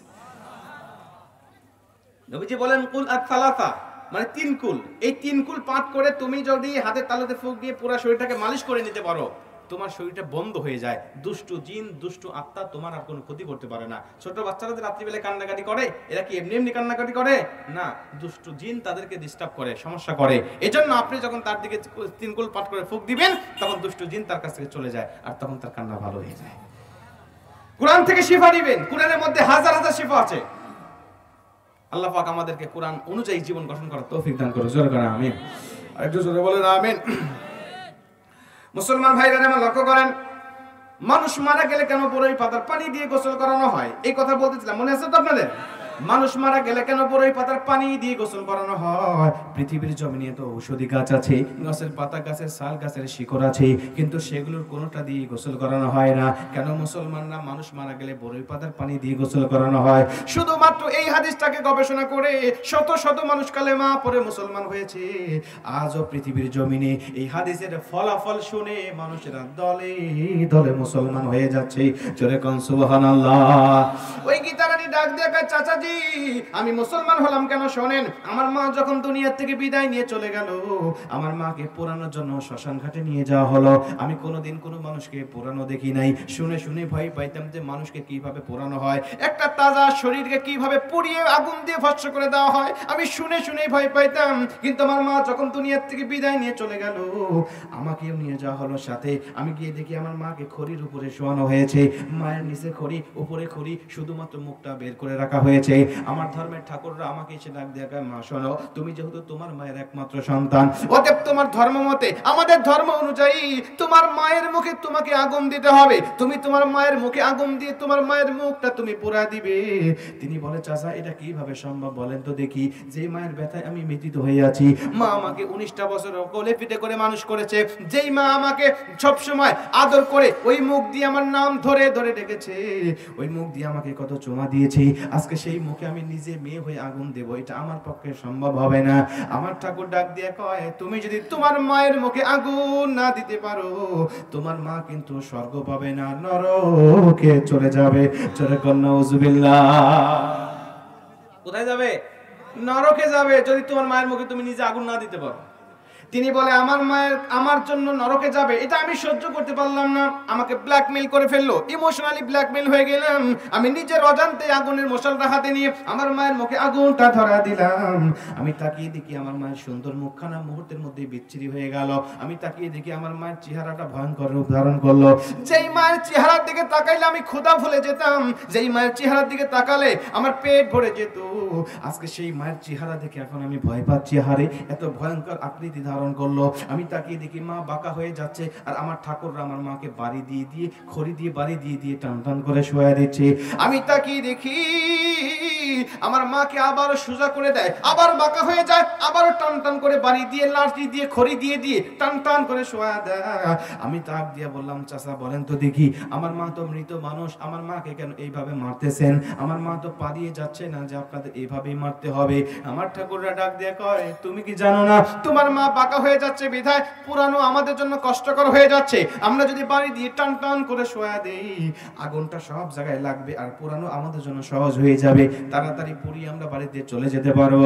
মেয়েটি ডাক দিয়া বলেন, চাচা শোনেন, আমি কেন মুসলমান হলাম ওই বিষয়টা দেখে বারবার আল্লাহকে ডাক দিয়া বলতেছিলাম, ভগবানকে ডাক দিয়া বলতেছিলাম, সৃষ্টিকর্তাকে ডাক দিয়া বলতেছিলাম, ও আমার সৃষ্টিকর্তা, আমি যেই ধর্ম গ্রহণ করেছি, যেই ধর্মে আমি জন্মগ্রহণ করেছি, এই ধর্ম যদি একটা লাশকে শেষ বিদায়টা এত অপমানজনক ভাবে দিতে থাকে, আমার বিশ্বাস হয়ে গেল এই ধর্ম কখনো আমাকে স্বর্গ পর্যন্ত পৌঁছাইতে পারে না।